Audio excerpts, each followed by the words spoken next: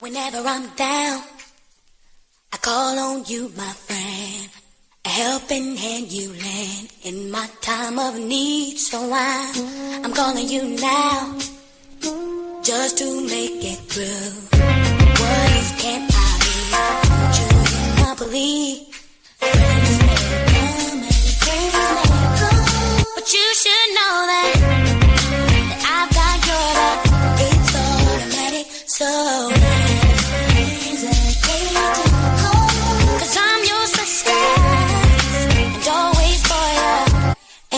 don't know what I ever do without you from the beginning to the end. You've always been here right beside me, so I'll call you my best friend through the good times and the bad ones. Whether I lose or if I win, I know one thing that never changes, and that's you as my best friend.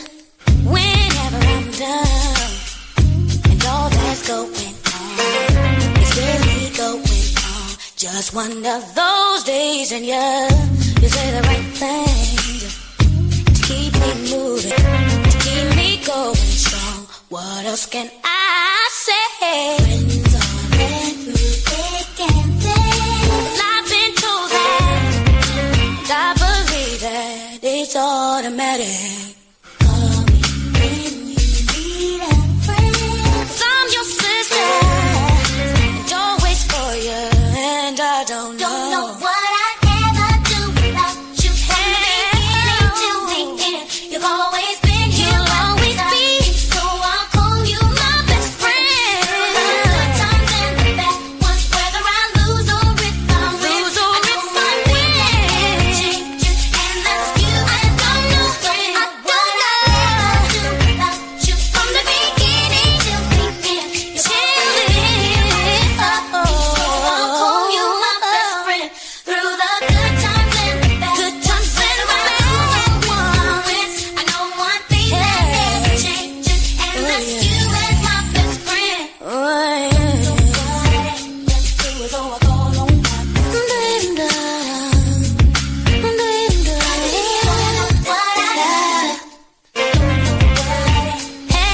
call on my best friend. I'll be there for you. I'll be there for you. When you're going through. Maybe that you need.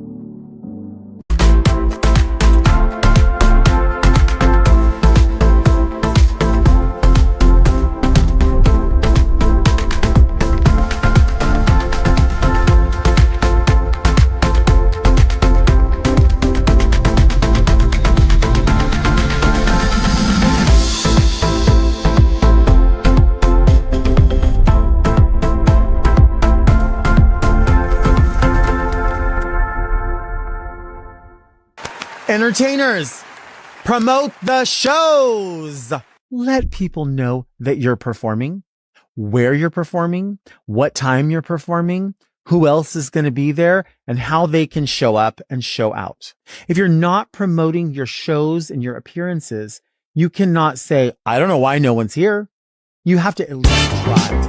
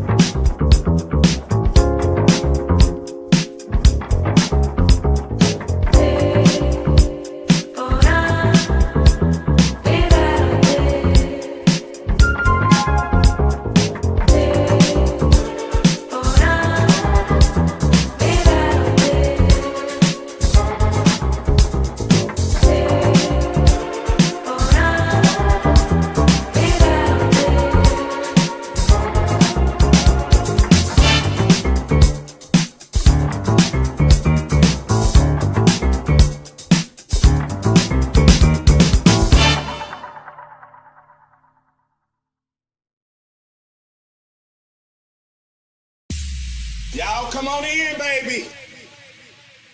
Come on in.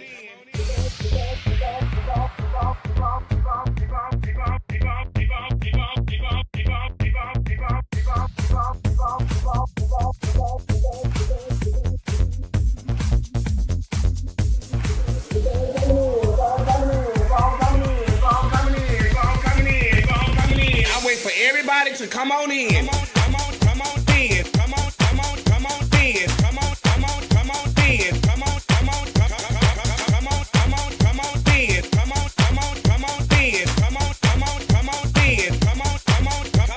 Come on in. Come on in.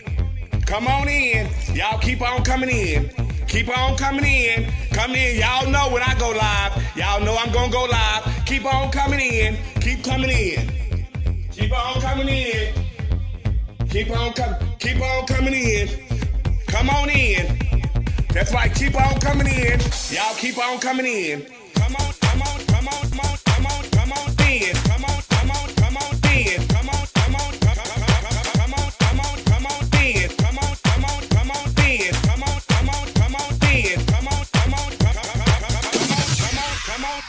There's no budget here at the Boom Boom Room. See, we have no glam squad here. There's no hairstylist, no nail technician, no makeup artist, just you. This is a do-it-yourself type of gig over here, sweetie. So guess what? This will separate the little girl from the women. Now let's get to it. Y'all keep on coming in. Come on in. Come on in. Come on in. Come on in. Come on in. Come on in.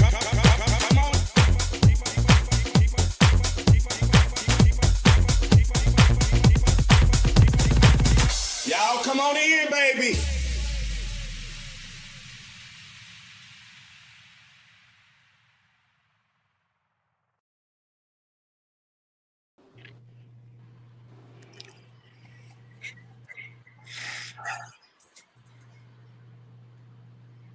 Praise the Lord, everybody.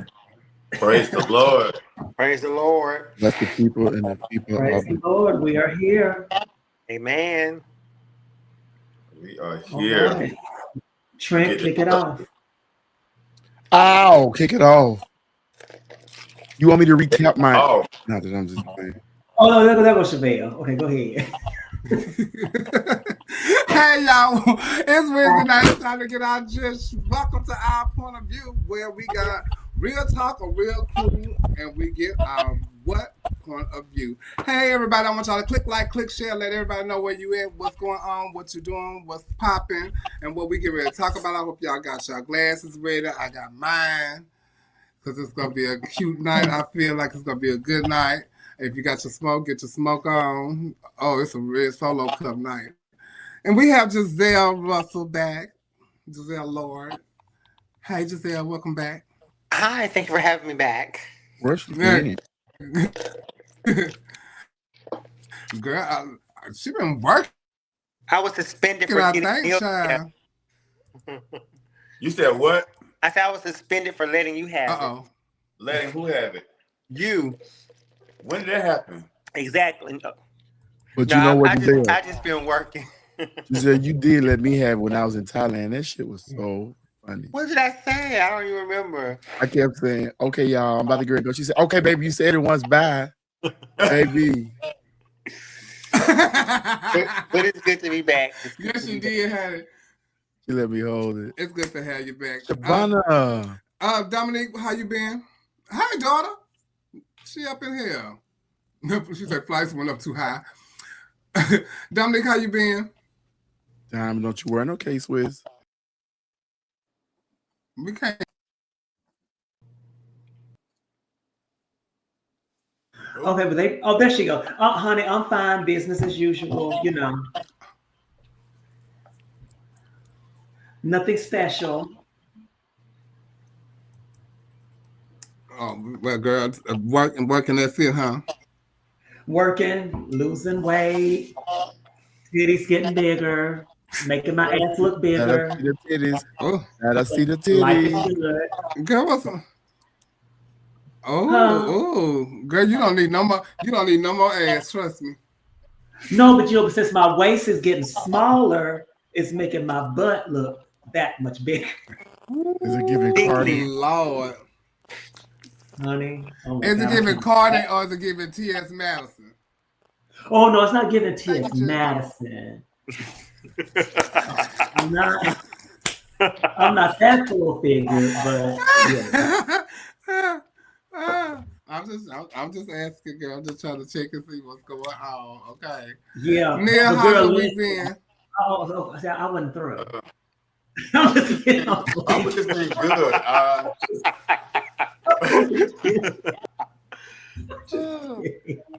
No, go ahead. I did my regular smuggler stuff with my friends who I play cards with. I went to my first holiday party over the weekend. I went to Stasha's benefit show on Monday night. That was amazing. And then Okay. I'm literally just getting home about 30 minutes ago because we had a basketball game tonight that didn't end till like 9:30.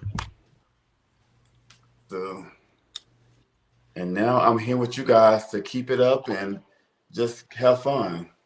And bring in the holiday spirit, right? Amen. And that exciting. Are y'all in the holiday spirit? I'm not. Y'all I'm not? not. No. I am. Mm-mm. I'm always in the mood to give and receive. But see, your giving and receiving is more like Halloween or trick or treating, not Christmas. Yeah. But that's why I'm always in the spirit for any holiday. It could be Flag Day. I'm always looking. Ready.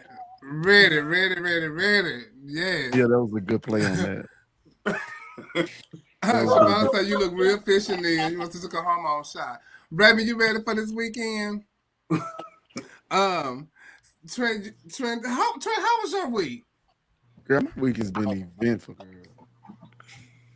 It's been eventful. I just got my voice back.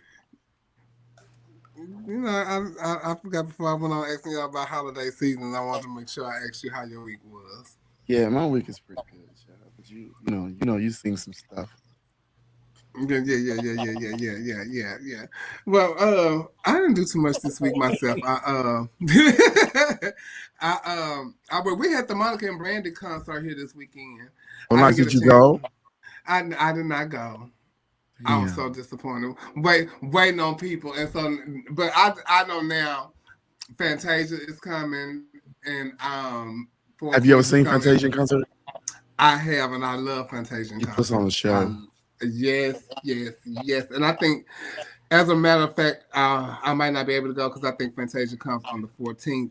I'll be just getting home from Hawaii, but I have to leave to go to Dallas the next day, so I might not be able to go there. But I'm not missing the Four Queens. I'm not missing that. As soon as I'm gonna, if I have to go by myself, and I'm not waiting on Frida Payne. I know she gonna watch this and she gonna read me for saying it, but I'm not waiting on her because, you know, my sisters can be a little penny pincher sometimes. Well, all the time. You better be cheap. Oh my Lord, honey! If I tell you, frugal, Franny, honey. Yes, ma'am. But anyway, I want to give a shout out to Germany. I don't know if what you call it, put it in there. Germany Chevalier Black. He my child's boyfriend, and if I tell you that child be cooking, and he made some honey curry chicken tonight, and broccoli and rice, and if I tell you, it was absolutely divine. That looks good. Oh my God, it was so good. It was so good. And the other day he made some Korean honey barbecue fried ribs. And bitch, if I tell you, it's some jerk cabbage. I'm like, oh Lord. And so I'm so thankful to have him in the neighborhood. You know he an old country boy. Shavonna said, fuck your food. Shavonna, don't start your shit. Child, because if I tell you, when they were cooking, when I tell me, Shavonna, when they would cook, child, they want to post it. And child, we right here. We right, like, bitch, we right here. Like, y'all didn't tell us to come across the street, get no plate, no nothing, child. But baby, if I tell you, they make sure their mama eat now. Because if I tell you the child can cook, I speak a restaurant into his life. Trust me. It's really good. I told him for the macaroni and cheese, you must have every cheese known to man in that mac and cheese. It was delicious. It was delicious. It was delicious. It was delicious. It's time to catch up, child, with Hot Topics so we can run the show long. And I gotta go to New Orleans in the morning. Oh, you leave Okay. soon. Yes, because I won't get a chance to stay over the whole weekend with everyone because I have to be back here on Sunday to host my brunch at 2:00 at the Houston Improv, the Dolly and Whitney Houston brunch. So I have to come home. And you said you're doing Dolly Parton? I am. I'm doing Dolly Parton. Do you know Dolly Parton? Girl, yes, I No, know no, Dolly do you Parton. do you know stuff about Dolly Parton? Yes. I should be at that brunch because I used to have a lot of Dolly Parton. Who I phone is love that? Dolly Parton. And I don't know. So they're gonna do "I Will Always Love You." That's an easy And one. actually, what we are doing, I Will Always Love Hey, You friend, at the end, but I'm gonna be Whitney Houston, because Nancy Vega is on the show. And she's actually doing Dolly Parton, so we're gonna do that, and she made a mix, so we're gonna do that.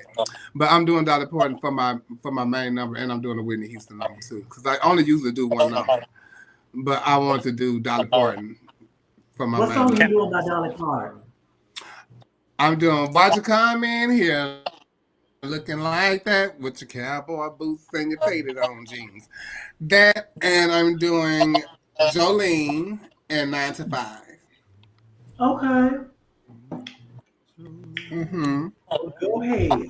Yeah, so I'm excited. I love Dolly Parton, and a lot of people have never seen The Best Little Whorehouse in Texas. Don't even know the movie or whatever, but they don't know. That's where "I Will Always Love You" come from. Right.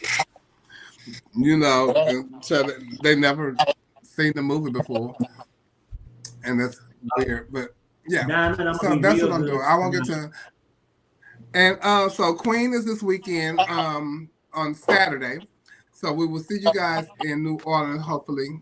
For those of you who are coming to New Orleans, we will see you on Saturday night at the Civic Theater to see if Fantasia or Angel will be defending or giving up their titles. I don't know whose that is. It's actually like where my ear out. But yeah, so we will see who will be the next king and queen on Saturday night, hosted by Flame Monroe. And also during the pageant, there will be a battle, a gospel battle. And I'm not quite sure. I think Saria is doing it. Taji is in it. I'm not quite sure who else might be. I think it's like three other girls that might be doing the battle, but it will be during the pageant. And I think they win like some money or something like that. And so $1,000. I think it's $1,000. Oh, okay. And also there will be a red carpet affair, which will be hosted by Dexter C and our very own Trent Simmons. So y'all make sure y'all look good on that red carpet and stop by and talk to Dexter C and Trent. And catch up with them and talk to them and talk about your outfits and all that kind of stuff like that. And if I'm not mistaken, isn't it a contest or something going on? It's some type of contest. It's a best dress contest. Yeah. For the National Walk people. It's for I think it might be for the National Walk people. But it's going to be a lot of representatives there, so we're excited to have those representatives there doing the National Walk. And please come, be ye ready. Don't come like you're in the page with all the. He said there's 28. 28 what? 28 systems are being represented. 48. So he said he is going to MC himself to make sure that it goes in a very expeditious manner. Okay, nice. 48? 28. 28. Oh. And that's 2 people per system. Sometimes 3. I mean that. Sometimes 4. Hey, Miss Punk News Network will be in the building. She says she will be passing our Punk News Network mint some gums. So if you are in need of mint some gums, please stop by and see Miss Punk News Network, Miss Diamond.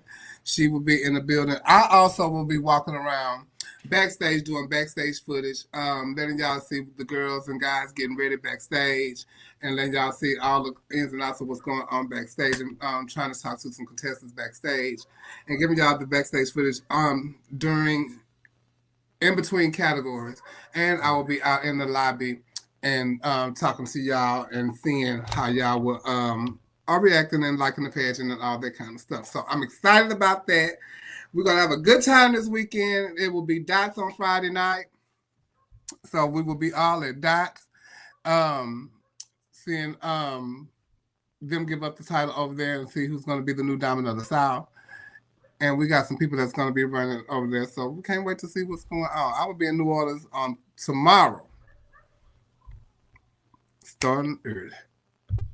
Yes. You're going to be starting real early. Yes. I'm excited. Because I need my time in. My Sunday is Monday. So I got a long weekend ahead of me. And I've been drinking only wine because I know it's going to get real ugly when I got to New Orleans. So that's all I've been drinking lately was wine. Are you excited, Trent? I'm so excited. This This your first time, right? This is my first time at the pageant. This is my first time. I cannot wait to see it. Everybody always come back and say how amazing the pageant was. The camaraderie, everybody comes, New Orleans culture. So I'm excited to see the pageant. I'm also excited to host the carpet with Ecstasy. It's gonna be so much fun. So I keep telling y'all, make sure y'all come see us on the carpet and stop by and talk to us, tell us some things, and get your ass on in. Shout out to Miss Wilson and Tiana's in the comments. Shout out to her. Shout out to Tiana. Dominic, you are coming too, right? You said you was coming. Mm-hmm. Yeah, she can get her report done. Oh, baby, she better. What the Bible says, who report what you believe. Yes, Australia. We sure is. We go puff down. I look. I'm gonna have my camera and my microphone right up at the page too. So get ready. Wham! Hey, how y'all doing? This is clearly off the record over here. Off the record, our point of view at the page, child. Giselle, are you coming to the pageant? Yes, I will be there. This will be my first time, like Trent. My first time coming as well. So yes, I'm. Oh, really? Mm-hmm. Well, hopefully you'll get the bug and come out of retirement then. Maybe. Okay. I think I have on my off and stuff like that. So I doubt if I get bit. Just don't wear no K-Swiss. What does that mean? I've been hearing people say that lately. What does that mean? I don't think he knows. Oh. You don't know, Trent? Jolene. Jolene. Y'all don't want to incriminate. I hate when I feel like I'm missing something. Me too. Okay. Somebody text it to me so I can say it. Congratulations, Miss Duval Film. Cam, Miss Duval. Congratulations, my baby Cam. Congratulations, Cam. Miss the new crown, Miss Duval Film. That's my baby. That's my baby. That's my baby. Shout out to River. River is in it. And what's up, River? Also, Tony, Crystal, Miss Universal, Alexis Paris.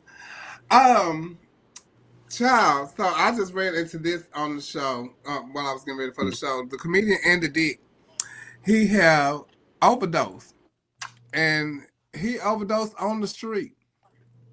And passerbys had saw him, and shout out to Mama Kim. He overdosed on the street, and passerbys had just saw him, and this man was on the bike. And was asking, Andy, are you okay? I know you're okay. Get up. And child, maybe Andy had went on out. And Well, he didn't die, did he? No, he said he just, he didn't die. He just overdosed. They brought him back. I guess what's that stuff that they put in your nose? It's a little pen. Narcan. Narco. Yeah, Narcan. I'm sure they gave him some of that, honey. He popped back up, honey. He said he don't mind doing a little crack every now and then.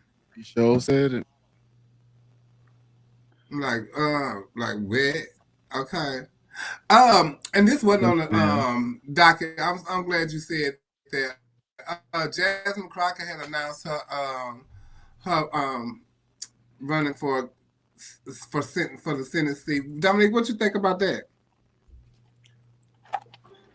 I'm excited about it, and I think that if anybody could, get the people on their side, I think she would be the one that could do it, because I think her message resonates with so many people. It's very crossover. It's about serving the people, regardless of party, and I think a lot of people respect the fight that she has. Yes, I really so. Neil, how you feel about it?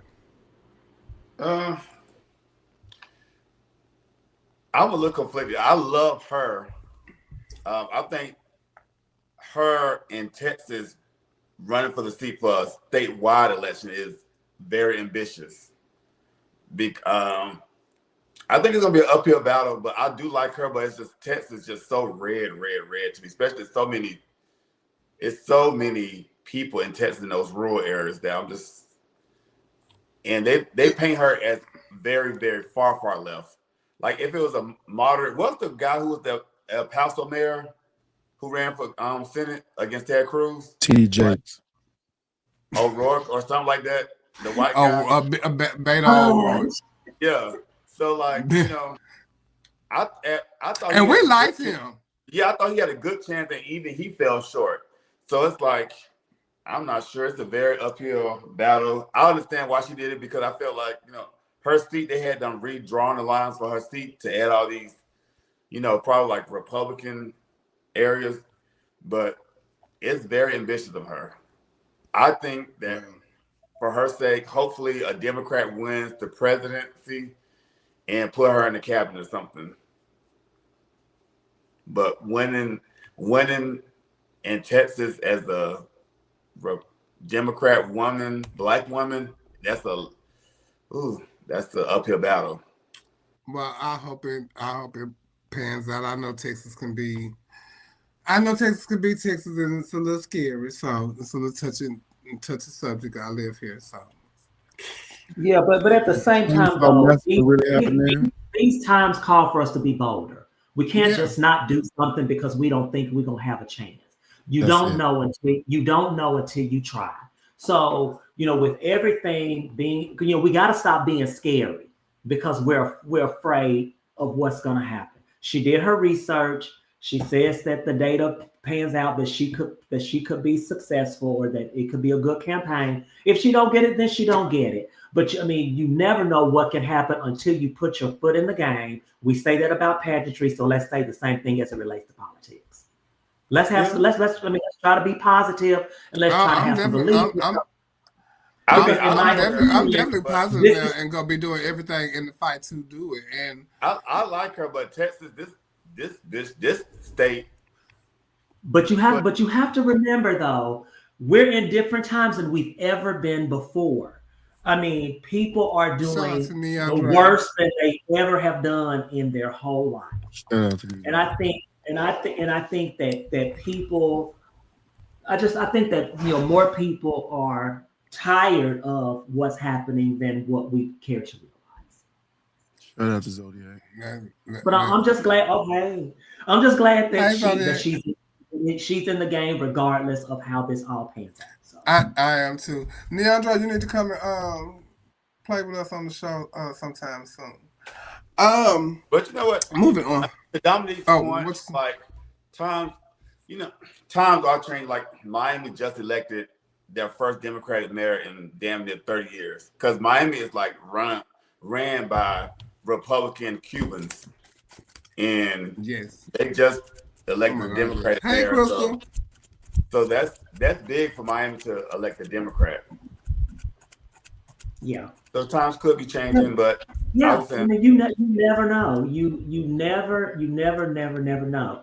But you can just tell that you could just kind of tell that there were times where you could just tell that she was a little sick of the things that were going on in the house. So yeah. So then there's that, because keep in mind she was also thinking about not running for anything. She was going to get back to her law practicing. So so then there's that. good luck. We'll see how this plays out between now and Vote and vote for her. Darn it. And speaking of Texas,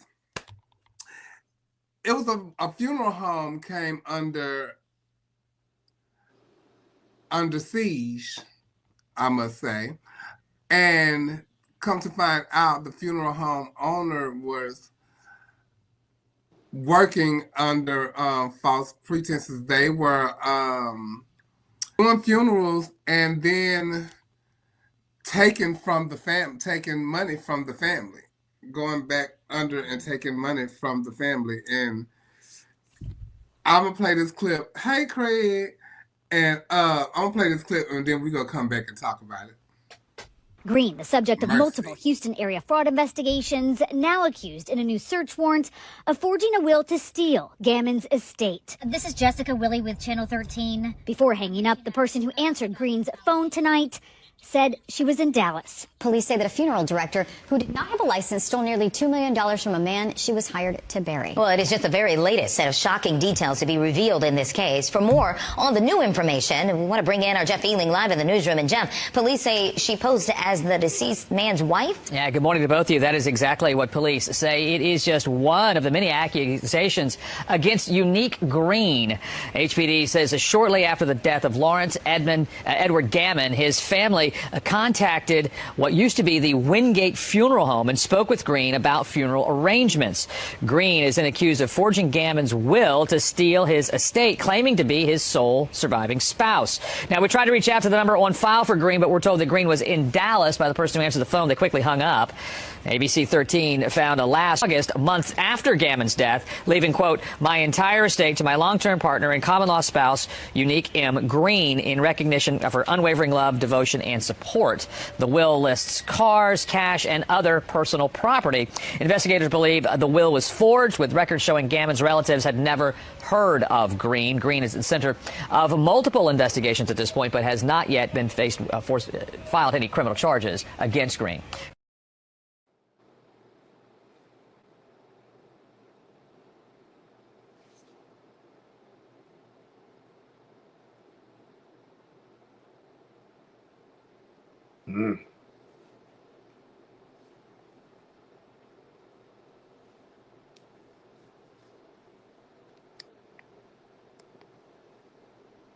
Dominique, are you talking?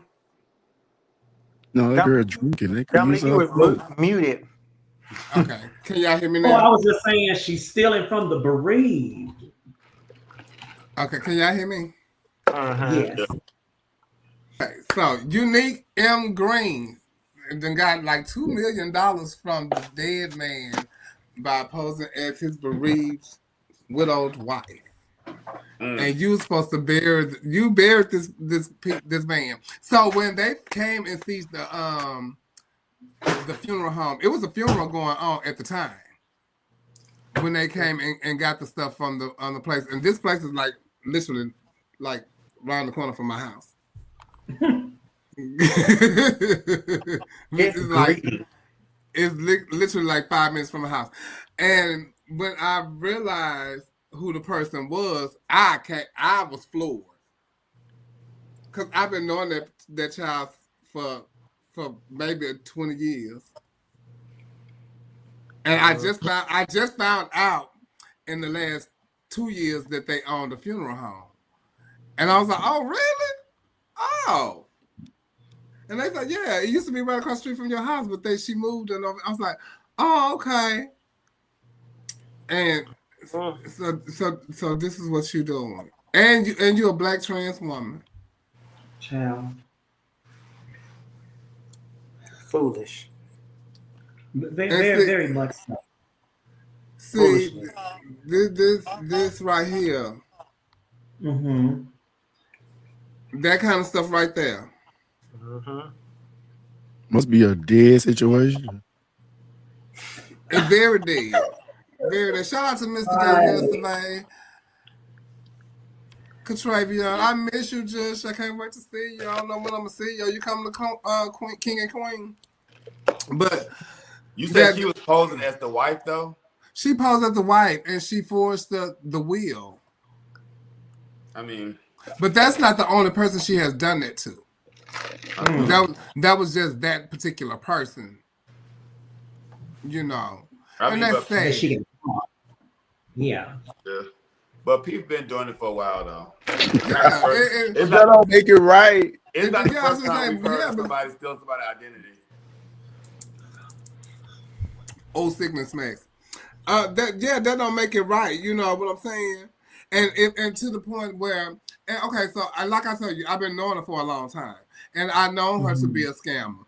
So, and you know, and do certain things allegedly, and if you have, and you finally got this thing where you can start a business, why not put that business on the right track and do the proper things to get your business on track so you won't have to be and do the things you did before? That's why you got the business was to, you know, successful. She didn't think dead people. She didn't think dead people was gonna tell it on her. She know when Guess what? Somebody in the comments said that she tried to do that to their daughter. Oh wow! God. Are you say, hey, Nicole, that's my sister Nicole. Are you serious? That is crazy. Real crazy. And $2 million. Somebody had said that a friend of them had recommended her funeral home to them when their spouse had died. And she said, "Girl, you just don't have no integrity."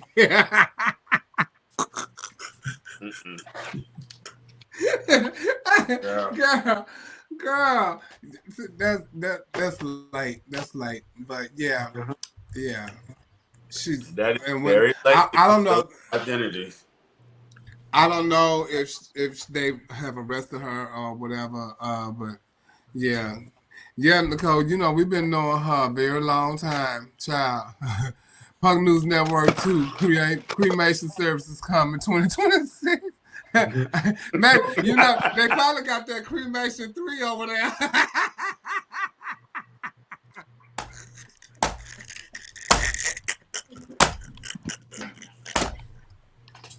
She is pissed off. I love that girl. Oh, I just caught what you said. Y'all are. Oh my goodness, y'all. Every time I cannot wait to see somebody in some cremation 3. Girl, Miss Thing. Woo. Woo. Ooh, they could have sold tickets. They could have sold tickets.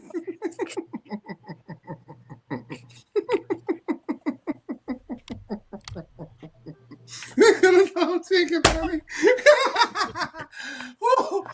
Okay, girl. Oh. So Sandra Lopez.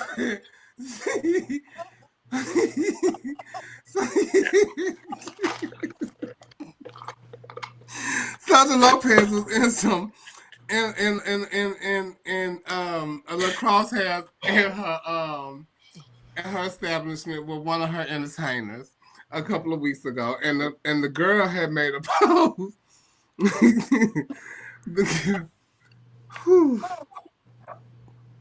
Get it together. The girl had made a post, and she had said that Sandra Lopez allegedly had hit her in the head and snatched her wig off and all that kind of stuff. And then she fled the scene before they had called the police. But she filed a report. And I was going to ask Sandra to come on the show tonight, but it totally slipped my mind because I was busy. But this is the post that the girl had originally posted. She said, let it be known that while performing at Crocs 19th Street Bistro for Drag Yourself to Brunch, I was physically assaulted by Sandra Lopez. The altercation began after she mispronounced my drag, I'm assuming that's name, and I corrected her. After I corrected her, she cut my number short, began berating me in the dressing room. After I stood my ground and refused to be disrespected, she began jabbing her finger in my forehead. I threw the can of lace spray I had in my hands at her chest to get her to back away, and she then punched me multiple times and snatched my wig off. I defended myself by striking her twice to get her off of me and pulled my wig off. I then contacted the police to report the assault and the ambulance to check my head as I developed a knot and have multiple sore spots on my head while I fled the bar, and I had to obtain her contact info from the police. Oh, it's up there. So that was what she had told Facebook initially. Then she made a report, and she posted the report on Sandra and said that Sandra has a court date now. And then as of Monday or Tuesday, they went to court and it was thrown out. And it was thrown out. So congratulations to Sandra for winning her case, because that means when it's thrown out and that means she win, right? So Sandra didn't kick her ass. Nobody wins, rather. It was thrown out. That means that they not fit to waste their time with this bullshit. Oh. Yeah. The jury said she didn't do it. Well, you know the judge is Sandra's uncle. Is it? No, it doesn't sound like is the judge her? But the thing about it is that it's this. Just because this is just period. But that just because you weren't found guilty or whatever the case may be, it doesn't necessarily mean that you're not. It means that you just could not prove your case beyond a reasonable doubt. So was she absolved or what? Or no? I'm not sure. So it'd be interesting to have her on to hear what the judges had to say. Also, Neandre said the case was thrown out, indicated the complaint had no merit. So that it was thrown out for that reason. They didn't see it as a valid. Yeah, that's what I said. The judge said, "Get this out of here. I got other things to do." You done got bopped in the head and pulled your wig off. And these are the two. This is the other person in the green. Yes, that's the other person in the green. That's Tiffany Hunter, Monique, or whatever. Yes. Now, because at first I thought they were talking about Tiffany. She's too big for that now. Well, you can't. You don't know, just because she's a big girl, she don't know. No, and then Sandra have been working there for 15 years, I think. And this is the place where they go and they say it's a lovely time. You make a whole bunch of money and this, that, and other. And this is the house that Sandra built, I'm assuming, and she took it upon herself to pull herself away from that particular job. And I'm thinking, if I'm not mistaken, she felt like they didn't stand up for her. If I'm not mistaken, I could be wrong. Allegedly, that's why. No, the bar, and that's why she left. But she decided to leave after 15 years. Yeah, but I'm letting you put their hand on y'all. She's been vindicated in the eyes of the law. Go back and get your job, Sandra. So shout out to Sandra Lopez. Shout out to Sandra. And she but we stitched in that suit, in that swimsuit. Okay, I former Miss Black America.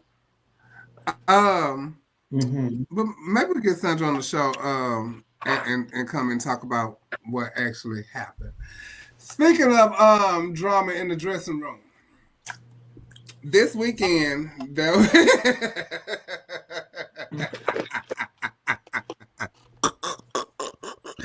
Let me tell y'all something. Even when it involves us, we still talk about it, whether it's good or bad. You know what I'm saying? So, that was some drama in the dressing room between Elise Snow, Miss Vick, and Ricky Braxton. And wherever said altercation happened, it kind of went, haywire across the internet because it was some things pulled from it that was actually hilarious, So we sat back and kikied at it. It probably wasn't a kiki situation for some, but it was for others. And we don't know how serious it was because we was outside looking in. But I put together a little compilation of what we saw, thanks to the people that work here look how Miss Big said, look at her talking about Miss Thang.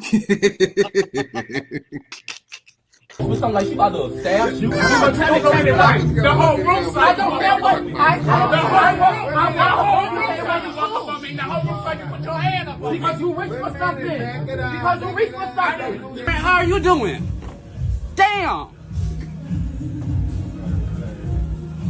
I don't care. Get on your little Zoom call with your little girlfriend and do all that. Because they always do this. It was no reason for you to reach for nothing, and you sitting here videotaping something. What is that doing, Trent? You too fucking old. You didn't walk up on her like that. I don't care. You did. Hey, there was no reason for you to reach for nothing. You don't got a video camera. I can video whatever I like.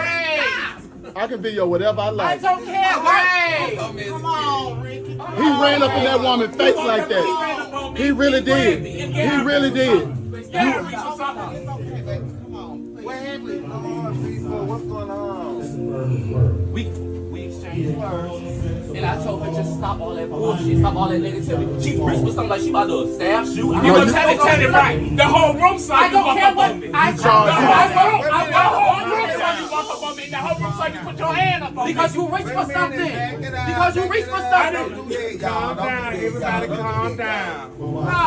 Calm down. You're always trying to make me like I'm a fucking bad person. It was no reason for you to say shit. You reach for something, and you pull out this fucking video camera. Everybody calm down. Calm down, kiddies, calm down. No, because bitch don't get on this Zoom call and act stupid. No, I'm just reporting. I'm just doing my job. Everybody calm down. I'm only reporting. All y'all just sit up there and talk about me. Calm down, kiddies. Yeah. You said Calm down. Y'all are not important. Y'all are not important. Everybody calm down.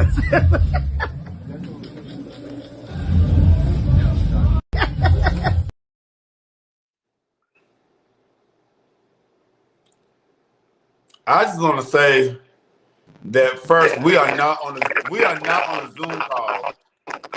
This is not a Zoom call.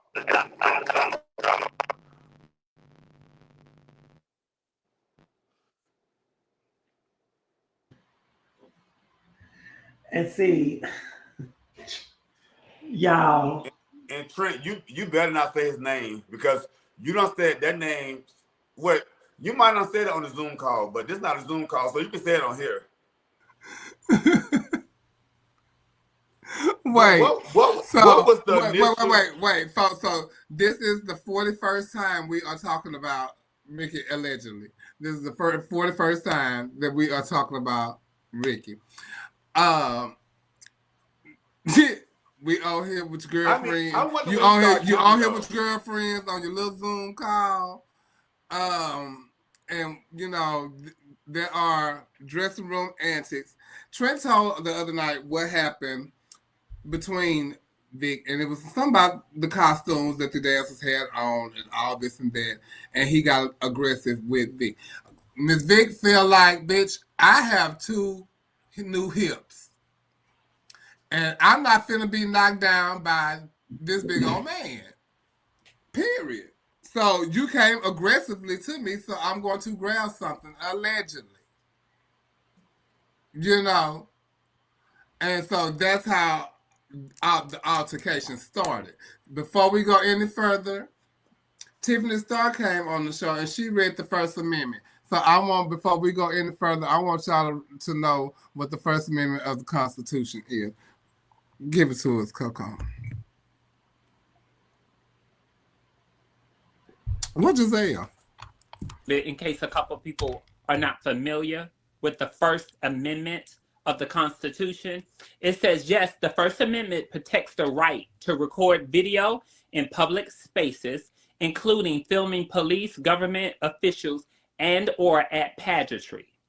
So I just want to drop in the First Amendment and or at pageantry? Yeah, that's the African American version. Oh, okay.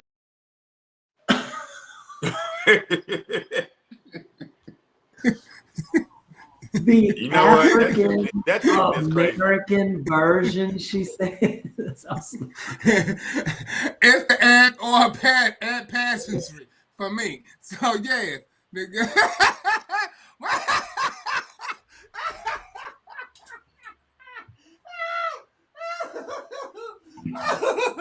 Oh yeah.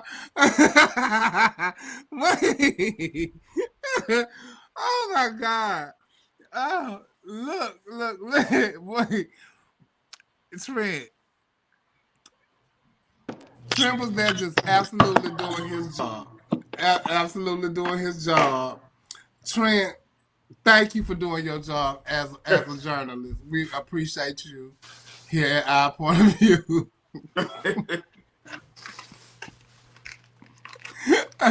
Is there anything you would like to say about the situation?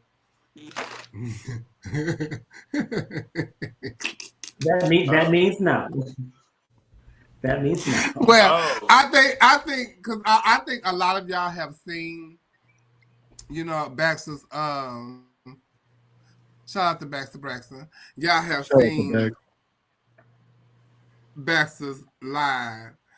And I think Trent said a lot on that show the other night, but I took it upon myself this is gonna be Trent's submission to be have his own show at one of the improvs. Let's watch this clip. Real pageant. This is something that they throw in the midst of throwing another pageant. You can't win that. You had dancers and y'all couldn't win talent. Somebody won talent by doing spoken word and they weren't even speaking. And Ricky, if you're there in one of those god-awful suits that's only made for people that go walk their dogs in cold weather, bitch, who want to run out real fast and get back in, baby, let me tell you something. Then that bitch had on Parsner number 5, cremation number 3, I am dead glow on her motherfucking face. I don't know what this bitch got to talk about. And then this bitch had a 1995 Bobby Brown humping around motherfucking haircut in these people pads. You're like my elder. He said, you're like 10 or 15 years older than me. I said, oh no, Ricky, I'm not 60 years old. I'm not 60. He said, no. I said, well, how old are you? He said, I'm 35. And listen, honest to God truth. I would have never put 35 and Ricky in the same sentence. I don't know if him messing with older people has gave him the old man disease. I don't know if, I don't know. I don't know, but I would have never gave him 35, not in probably in kilometers, because that's more, right? Have you ever seen such a goatee on somebody? Bitch, that look like an extra hairy shaved booty hole, bitch. That they just only scoop the hair away from around the ass part so that he could be able to shit. Have you ever seen anything like that? Let's just be honest.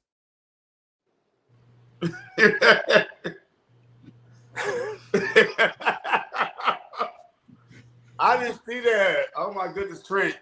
Oh, Trent, you went in. Oh my Trent, we're gonna have a talk offline about your behavior. We're gonna have a talk. We're gonna have a talk offline. I'll call you from work tomorrow. Oh. You know what? Don't be over. Dominique. You know what? Dominique. Let me tell y'all something. Dominique, call me first. Let me tell y'all something. I don't remember saying all that shit. I hate to go back and watch myself. Number 5. Like when I'm in the moment, like when I'm in the moment, it just comes up and out. Like I don't even remember saying that shit. I don't even remember saying that shit. But no, listen, I really did catch a stray. just for being in the back recording. I ain't did nothing to nobody, right? And so I think that sometimes that clicking. just tell me your motherfucking phone. You know that's your raggedy ass phone. You know goddamn well it's your phone. You know that shit. You still get green messages, girl. Can't come over here with that. But I caught in fucking strangers being in the back, and I'm just like recording because what made me record was I was like, you know what? I said I'm always in the midst of seeing something, and I never record, and this is really good. So let me pull out my camera. I don't know how he looked over there and saw me recording, but he saw me, and baby, he didn't play with me. He came up on me. I was like, "Whoa, what am I to do?" Like. He wanted to get that off his chest. He wanted to get, but I think that like when we on our show and stuff, when we bring up certain things, I think there's a amount of people that takes this to heart. You know what I'm saying? And I know that it ain't always easy to be brought up. It ain't always there. Whenever you put yourself out there to be judged, that's exactly what people are gonna do. They're gonna judge it and they're gonna talk about it. People have groups on top of groups on top of groups that they just send mess to all day long. As they're back there recording, Tiffany Star was recording better than me. She Baxter, Punk News Network, and everybody else you could think of had already got that video before 10 minutes after it happened. Everybody had already got it, and not by me. You know what I'm saying? So it just like, I was like, why this man want to fucking attack me about this goddamn shit? I'm just recording. You doing it. You the one doing it. What am I supposed to do? Dominique, what was I supposed to do? You got to stand your ground. I'm from Florida. You got to stand your ground. But being that I'm in Georgia, what I do in Georgia, you can stand your ground here too. Being that you're on Our Point of View, you did what you were supposed to do and you said what you said. I'm doing my job. I was just doing my job. I'm doing my job. I said, I was saying to myself, like, I don't never get no good footage because I'm not a camera person. I don't even like taking pictures like that. Like, I just don't care about my phone like that to record. Yeah, and I said, let me just get my phone and record real quick. Listen, I've been to some of the most beautiful places in the world. I have been at the Grammys. I have been at the fucking Oscars. I've been everywhere, and I never take pictures. And I said, you know what? I'd be missing moments, you know. But you be enjoying the moments. I take the moment in. I do take the moment. Take the moment, and I get that. And Yeah. I'm gonna tell y'all something. I always tell Neil and I tell Trent all the time. I say y'all be there all the time. Y'all was there when y'all just had. Point out and put y'all phone out. We do a show. Y'all need to put y'all phone out. So this was the first time that Trent has ever done that. Yeah. And then when he actually do it, somebody that know that this is what we do, he knew why you was doing it. And but let me tell y'all something. And in the moment, if y'all see that, that's just like TMZ and all the other people, how they get attacked for when celebrities and they don't want to be bothered and they say, get away from me and this, that, and the other. That's what that was. Because that goes to show Our Point of View, thank you. Our little Zoom call. Thank you for that, because that means, you know, that our little Zoom call, you know, people watch our Zoom call, and I thank y'all for watching our little Zoom call. You know, Right. but stop doing stuff so we won't have nothing to talk about on our little Zoom call. Nothing to talk about. But I put together the compilation of the video because it is footage from Trent phone, the one footage that we have from Trent phone, but the other footage comes from Tiffany's phone, which was, he never said anything about Tiffany.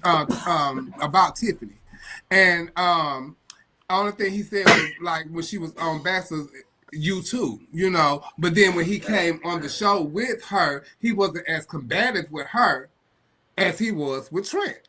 Right. You know, and this is after the fact. You wasn't combative with her during the fact. You know, because all that stuff that y'all see in the door, that came from Tiffany. Yeah. Yeah. You know, so Okay, so where did the K-Swiss come from then? It's all that on Baxter. The K-Swiss. Where did that come from? Did he have on K-Swiss shoes? I don't remember the K-Swiss, but I do remember you saying this, and this was absolutely epic. Yo, you had dancers, and somebody won talent with a spoken word, and they didn't even speak. Girl, they didn't even speak a word. Do you hear me?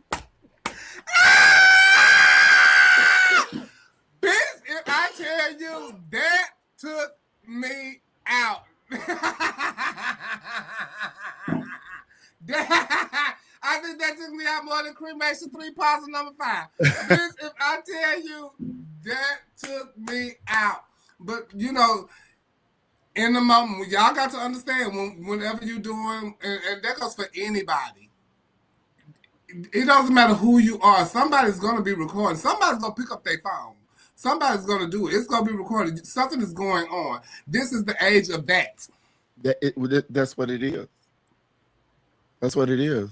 That's what it is. So there ain't no way around it. Yeah, ain't no way around it. Be mindful of what you do, because if something happens and they got to take you to court, then guess what? They're going to have footage of it. They're going to have footage of it. So be mindful of what you do. That's been talking about the bathroom bill here in Texas, which has went into effect. And you're supposed to go into the restroom of your assigned birth gender. So it was a trans man on this show here that comes on the show. I think his name is Larry King too, also. But he also talks about a lot of things that go on in our community. He has a lot of trans people on his show. And he had a trans man on the show, and they talked about what it would be like for him to go in the restroom as opposed to a regular man or anyone else. Let's take a look, and we'll be right back. People who look like me into the women's restroom because I was born female. So how are you going to be able to tell if it's me, a trans man, or you, someone who's not trans? Unless we're going to start checking genitals at the door, how will you know? We know from statistics and lived experience and things of that nature that if a man wants to assault a woman, he does not have to throw on a wig, get a breast augmentation, change his name, and take hormones to do so. He can just do it. We're not expecting people to check genitals at the door. There's also no way to check a person's intentions at the door. But there are people who go into opposite sex bathrooms with bad intentions, peeping toms and worse. And so that is a reality. And so there is a need for protecting the privacy and the safety of women and girls. Focus is women, women, women, but we're not the ones complaining. If you are a cisgender or a non-trans.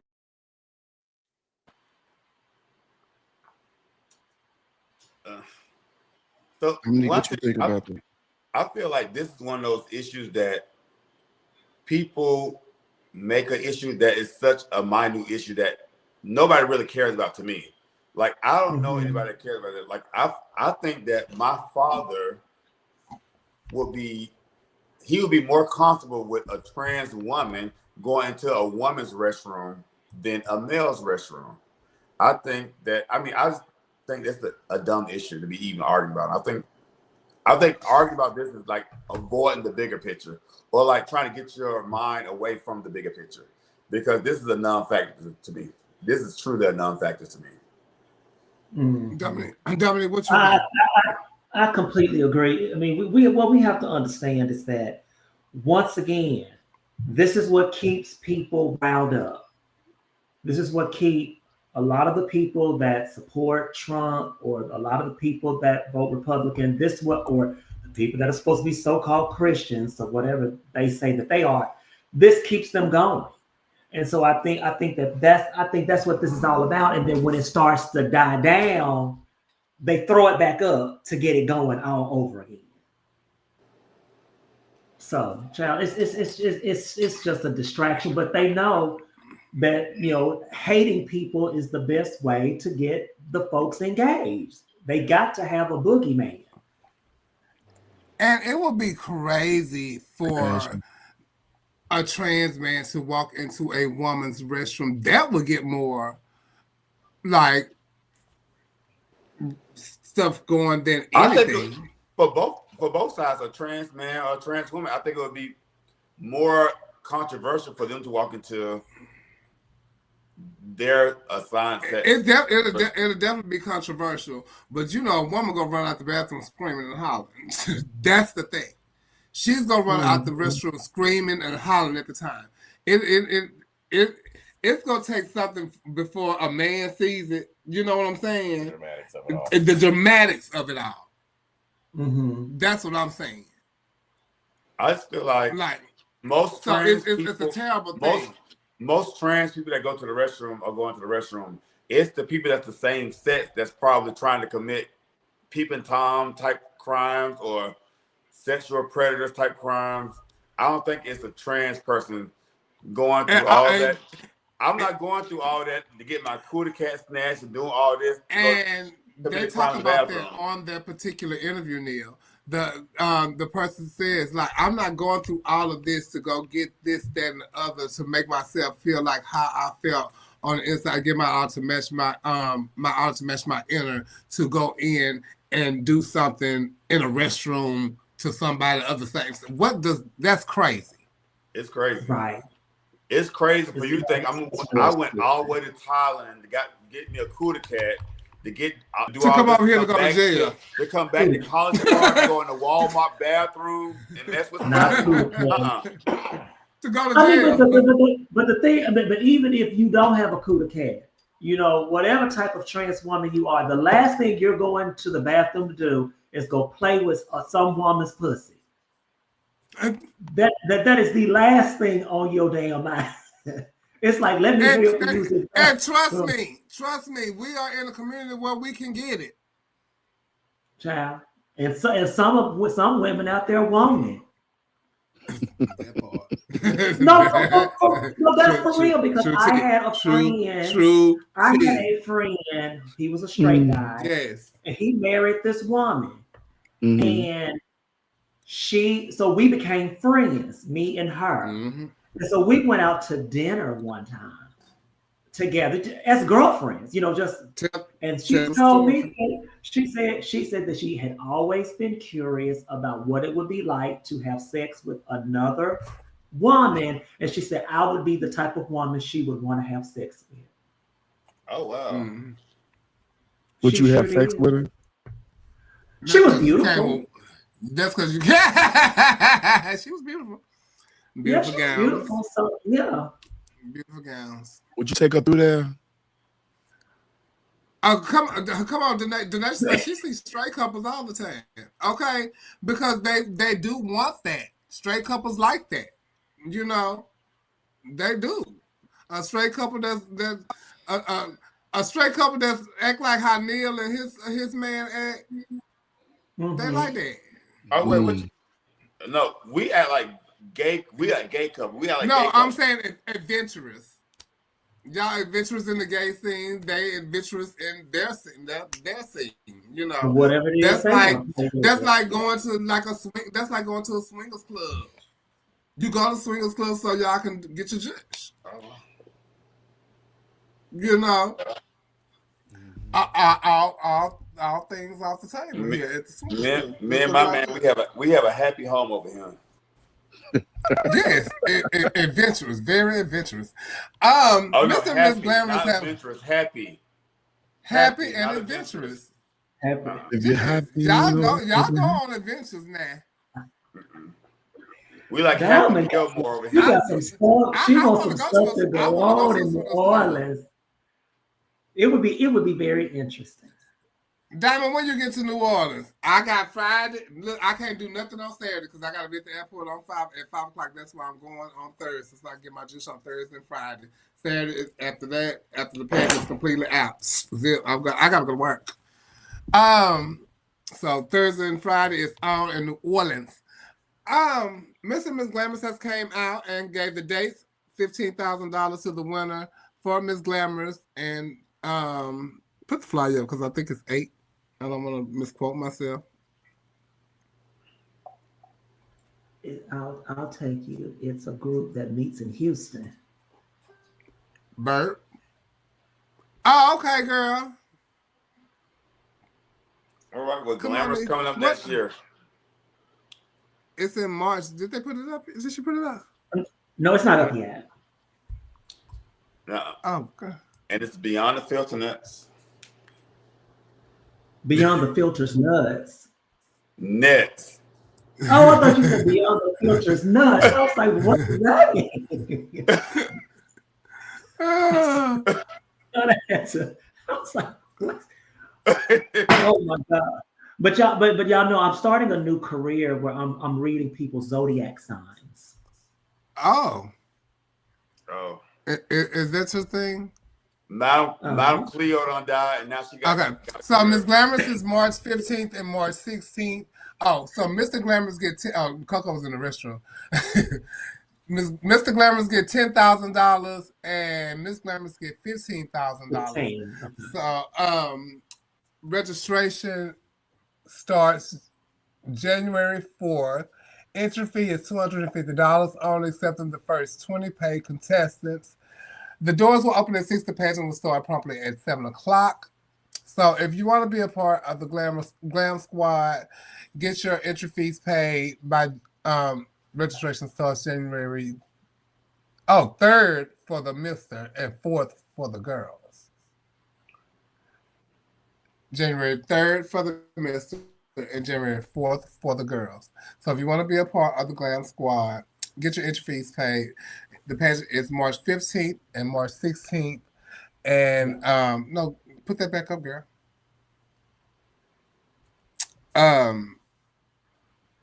It looked like the presentation is lust. Do it say? Because I can't read it. But anyway, find out what presentation is. Glamorous, but y'all got time. Glamorous pageant system. And even if you don't care right now, you want to win that $15,000 or that $10,000. Pay your entry fee by the 3rd or the 4th. You got the first 20 contestants to compete for Mr. and Miss Glamorous and be a part of the Glam Squad. Tomorrow night is Beyond the Filter with Dominic Sanchez and Trent Simmons. And who y'all have tomorrow night? The small and petite Ava. Ava Chanel Alexandria. Former ruler. Well, they don't do former rulers. They a ruler. You know, I done got to the point where they always say forever this, forever that, forever. Like, here at Queen, look here at Queen. Mm-hmm. Once you win Queen, you are forever the Queen. You are Queen, whoever you are. When you win Queen, that's why I always say I am Queen Chabelle. I went to T-Mobile today, and the man said, your thing say Queen Chabelle. I said, because that's me. He said, but is that your name? I said, yes. He said, but your license says Chabelle, my last name. And I say, yeah, but I am the Queen. He said, oh, okay, I accept that. I said, you should. He said, all right, Queen. I said, thank you. You gotta respect the Queen, honey. Yes. Because when you call, I earned the right to be called Queen. I've always been a queen, right. But I earned the right. I was deemed the Queen, so I'm always be the Queen. The Queen. Danae says the 5 deadly sins. Okay, so y'all get y'all just to go with that $15,000. So they got Ava Chanel Alexandria on tomorrow night for Beyond the Filter. So y'all tune in, and y'all Ava got a really interesting story. So I'm sure they're gonna get really good, story. Yes. So y'all might want to tune in and get to know Ava, because y'all know she is no holds barred. Whenever you ask her something, she's gonna tell it. Like y'all it is. think we just gonna talk about Trinity and how she slayed her? No. No. Thank you for saying that, Trent. She has a story. She has a very I've been around story. Ava for a very long time. I've been around the whole scene for and I've seen changes. I've seen her come all the way back from a setback. Me and Ava used to get into it real bad back in the day. We're gonna talk about that too. We used to get into it real bad, but I love Ava. Ava is like one of my good girlfriends. Well, Chevelle, me, Ava, and a few other people, we used to sit over to our friend Ricardo's house every day for years. Like, we used to Ava is a good time. I would joke with Ava on my expense, but I would defend her at all costs for anybody else. Because Ava is a good time girl. She's a girl. One thing about Ava, I've been knowing Ava for a long time. I don't know her to the extent where everybody has hung out with her, but I know Ava because I know her story, and we talk and all that kind of stuff like that. But I know her story and I respect Ava, because Ava has been through a lot. Ava has been through a lot, and she has fought through a lot, and she has stand a queen. and it's a black, strong black woman. And I'm so proud of her. So I want y'all to really tune in and like get to know who she really is. Because she's a very sweet girl. She's a very sweet girl. She has a kind heart. And So, she's funny. And she's funny as hell. She's So, funny. She been through a lot. She been through a lot of cars. I'm sure they're gonna talk about that tomorrow. So, in and out of them, bitch. You know what? You know what? But shout out to Ava. I love her to death. Y'all tune in tomorrow and watch Behind the Filter and get to know Ava, and I promise you gonna even love her even more. So shout out to Beyond the Filter, and we're gonna go to commercial break, and we'll be right back. And we'll be right back. My favorite part of the show. Hello. Welcome to the show. How you doing today? I'm going to log out. Good. Now tell us your name and age. Well, before I do that, let me do this. I know. Help me out. Help me help you. Is it just her? My name is Rico Castro. This has been fun. No video, just here you go. Enjoy. Oh, is this the word? I would count sugar, grain by grain, in a 10-pound bag before I try to figure out why I don't like me. Water was clean. But rolling around in your stomach does what? Well, because what tends to happen with a real disher, they knows that if you dish and dish and dish, you can get a false positive.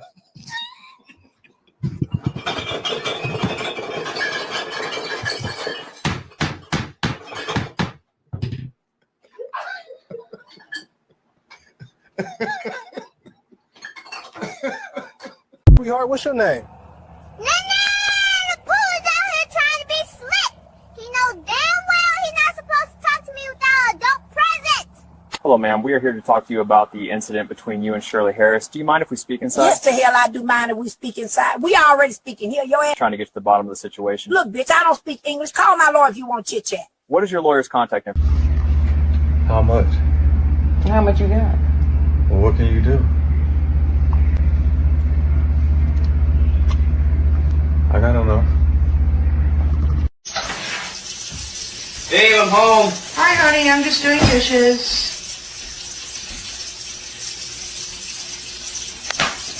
Damn, girl, you get thicker.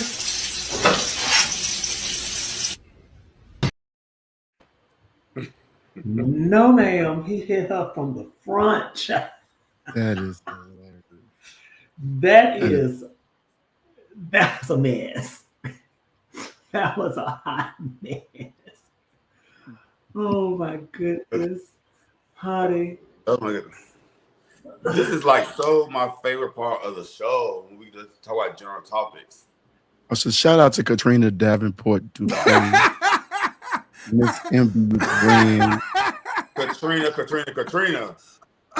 Wait. Yeah. Katrina's one of my favorite Libras. Girl, I love myself some Katrina. Wait, bitch, I want y'all to What's know. Because all I see when I'm looking down, because I'm looking down at my phone and see when to come back into the show, and all I see is the end of that commercial, and I see the man slap the child on the belly like that, and she raised up like this, and Dominique said, and then it said, shout out to Katrina.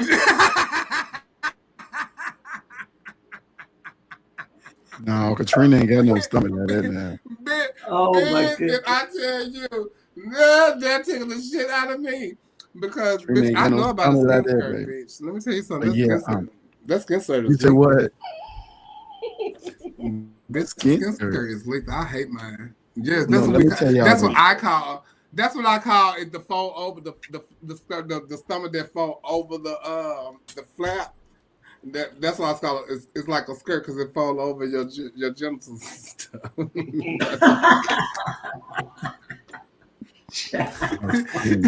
I hate that belt. You know, because some big girls don't have a skin skirt. Their stomach stick out. You know, but some girls have. Some big people, plus size people, they have skin skirts that and like the bottom of the stomach like fold over. It's like hang low. You know, and if you like a big person, you know what I'm talking about. You know, you can feel on that. You know, like get your shit.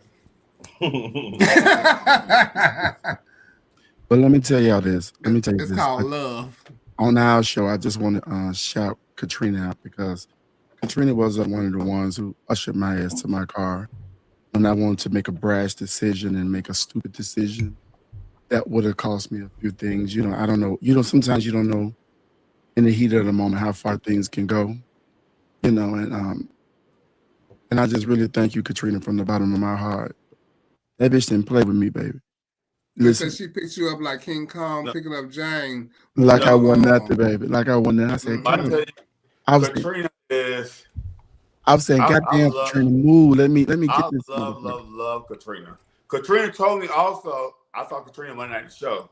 Trent, she told me what you also had in your car too. But no, we're not gonna talk about that. That's what I said. So No. We're not gonna talk about that. Katrina because Katrina is just good people. She is good people. Good people. Listen, She sure is. That's my sister. But guess what? You from Memphis, she from Memphis, and she gonna hold it down. and she was saying that. Okay. She said, She said, Trent, if you in your 20s, I'll let you go. She said, get in this car. Exactly. Exactly. Get in this car. Exactly. Listen. But anybody That's the best pork chop.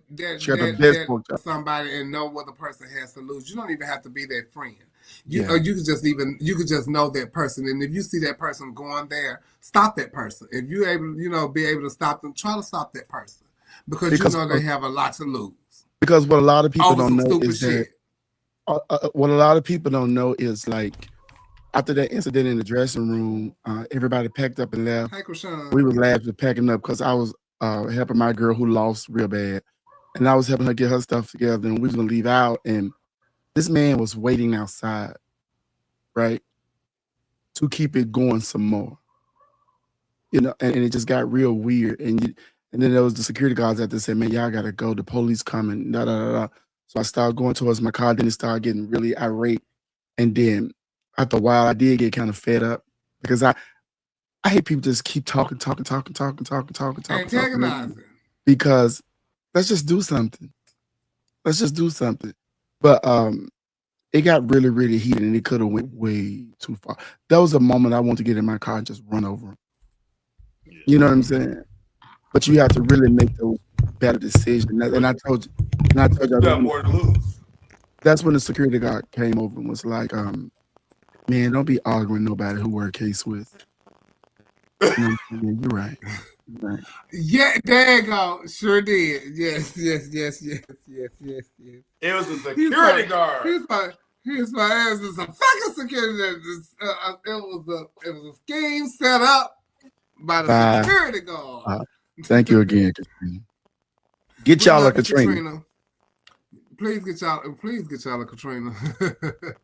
Shout out to Katrina. Get you a bitch who know how to make a pork chop. That part with a lot of hot sauce on it. Also, shout out to my brother Cortez. Hey, Cortez, love you. Cortez. We love shout out you. to Tasha Long, legend. I saw Cortez. For you, honey. I was like across the room and I saw Cortez. I tried to poke him and he just kept going. So I'm gonna have to have a conversation with Cortez. Love you, Cortez. Shout out to Tasha Long, the icon, the legendary Tasha Long. The icon. And she was in Atlanta on Monday night doing DM Walk. Girl, you look good. Tasha pulled all the girls out, baby. The girls was yes. Tasha pulled all the girls. They did a beautiful job on the cater to you. They look sexy. Giselle, Stasha, and Chantel DeMarco. Shout out to my Continental sisters. Hey, Nikki Diamond. And shout out to everybody that was there at Stasha's fundraiser, raising money for a great cause that she has been doing for over almost 8 years, I think, maybe now. Go ahead, Stasha. So it's really good to what it's grown to because she just did it when she was, I think, North America, they had to do a community service thing, but she continued on and it's just been growing ever since. So love you, sister. Yeah, she's doing her thing. Yeah, she has, and Cause I was telling somebody today. So there had to be maybe 5 years ago since the last time I've been to Sasha's. It had to be over 5 years ago. It had to be at least, because I've been home a long time. But the last time I was at Sasha's fundraiser show, that's when I got fired from Southern Nights. 10 years, Ava. Hey, Timpson. Yeah, that's when I got fired from Southern Nights. The last time I did Sasha's fundraiser, I went home. The next month I got fired because they said I did Sasha's fundraiser and I didn't come to the fundraiser turnabout show at Southern Nights. I'm like, well, bitch, I didn't know it was a mandatory. But anyway. Well, since we talk about Sasha's show, let me tell you, Piggy was so good. I enjoyed Piggy. What? I enjoyed Piggy. I enjoyed some things you just don't even have to say. I enjoyed Chantel DeMarco. Who else? You watched the show now? Yes, because I watched it. The girl who was USA was good. Jay, yes, she was beautiful. Jay. Yeah. The show was good. I enjoyed Giselle, Barbie, of course. I always enjoyed. Neil, it was 40 people. You gonna go there, with everybody? Yeah. No, I talk about that I enjoyed. So I named 4 people. 40. Giselle, 10 people. Giselle, Jade, Piggy, Chantel. Out of 40. Okay. I was on there to help Jazz and Masters get dressed and all that. That's why you. Oh, okay. But shout out to Sasha and congratulations to her and what you've been doing and congratulations for keeping it going every year, even in spite of anything. It was a lot of good people on the show, but I enjoyed those 4 the most. Bless the people, and the people are blessed. Yes, people are blessed. So, okay. So doing a show like this, this podcast and others, do you think certain things should be off limits to discuss, or do you believe it's fair game if it's out there? For me, I think it's fair game if it's out there because we're not like TMZ where we have people just like Trent.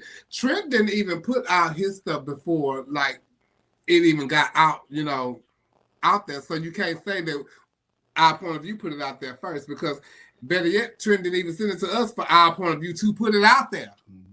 Trent didn't send us not one video. Not he one. didn't send us not one video. I was still trying to collect myself.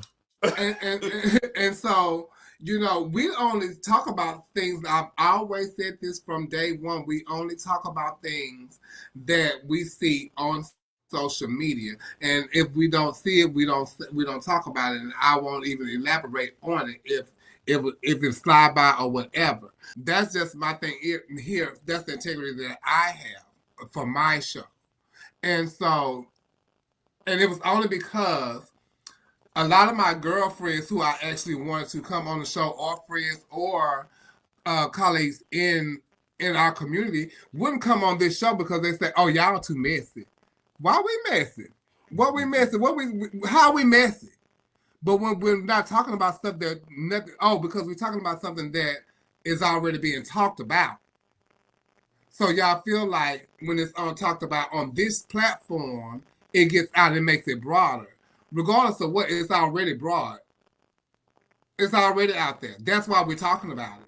Because we wouldn't be talking about it if it was minute.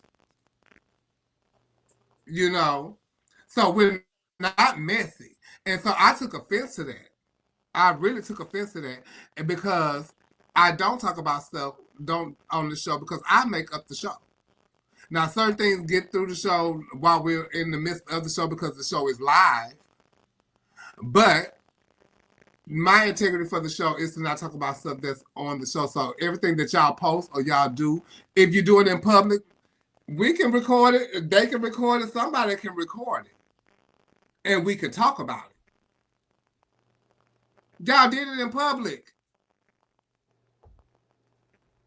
So I think everything is fair game. What you think, Dominique? Oh, it's me first. I mean, but like you said, if it happens publicly, then it is fair game. But but it's also in the context of how are you talking about it? Are you talking about it to talk about the situation? Are you talking about it to demean someone or to drag someone? So there's a way to talk about stuff. I mean, when people talk about it's messy, there's a way that you can talk about things that happen, but not necessarily be trying to tear that person down. Yeah. Trent. It's a couple of ways to look at it, right? Two things, like people start saying two things to be true at the same time. Yeah, they do post it. They do put it out there. But also everybody ain't stable enough to hear and see themselves being talked about by people that has a voice in the community. We all have a voice in the community. Me, you. I'm just Dominique. Although it's fair game, still doesn't mean it's not going to penetrate whoever we're talking about in a way that makes them want to be retaliatory against us, right? Because there have been a few instances when I've been out and I really didn't even touch on the subjects that we talked about, and I've caught strays for it, right? And I've had to take up for myself. I don't mind reading. I just do not. I'm telling you, growing up, we read for fun. You know what I'm saying? So we would get in a circle and just go at it with each other, right? My cousins and stuff. And if you don't do so much, then people won't have nothing to talk about. If you come out getting drunk or if you got a bad temper, stay at home if everything gonna make you pissed off. You know what I'm saying? Because even with at least asking that child about her costume, all he could do is set a joke and play it off. Say, girl, ain't they fool? Walk right on off and went on about his business, Instead, it went to something else. A lot of people in this community are not healed. A lot of people are carrying around a lot of trauma, and they want somebody to blame. And although they pour their hearts out on this blue app, I guess they feel like should nobody talk about what they're talking about. But when you open your life up and put it out there for people to judge, that's exactly what they're gonna do. Just like if I want to do a pageant, I can't get mad when somebody judge me. You know what I'm saying? People always tell me, can't nobody judge me but God. Yes, they can. Yes, they can. You could be judged by the actions that you put out. You could be judged by the things that you do. Listen, maybe if you see yourself, right? Then you can look at it sometimes and say, well, damn, what the fuck I do? Because I'm even go back to Ricky. Ricky got on Baxter Live. I don't know if you saw this part, Chevelle. He said, we got hype, and then they started putting out phones, recording. I'm like, damn. You know what I'm saying? He was like, they got me, like in a playful manner. But when it came to me, just because I'm affiliated with the Zoom meeting, right? Zoom call. The Zoom call, I get the brunt of it. With your girlfriends. He's waiting on a moment. Even Dominique, who really don't even... Dominique, if you really listen to Dominique on this podcast, Dominique is very neutral when it comes to people. You know what I'm saying? She even called her stray through him, So I don't know. I don't always know if their mindset can handle certain things, Like I used to say things about Trinity sometimes, Trinity Bonet, and she would get so angry with me, and they'd stop speaking to you. They'd walk past you like even Portia Paris, she's mad about the sportswear coming. You know what I'm saying? But there was a part that I said, well, she is a sportswear girl because she always have a nice sportswear. That don't matter to people. As soon as their mind will only compute the bad things. We all get it. We all get it. I'm not perfect. I don't mind nobody reading me. I do this. I can read me. I got so many fucking flaws you can tap my ass up with. You know what I'm saying? I don't mind. You know what I'm saying? Because I know that I do the same thing on these podcasts. So I don't know. I think we got to be careful sometimes too, because mental illness is real. And like, I would never not go out and not watch my back with the people that we talk to. Like I was telling Baxter, even Baxter, you got to watch your back when you out. There's somebody staring. There is somebody staring you so hard. Like I'm waiting on him to do one goddamn thing, and I'm finna let his motherfucking ass have. Because the first thing people feel like is, better not never say nothing about me.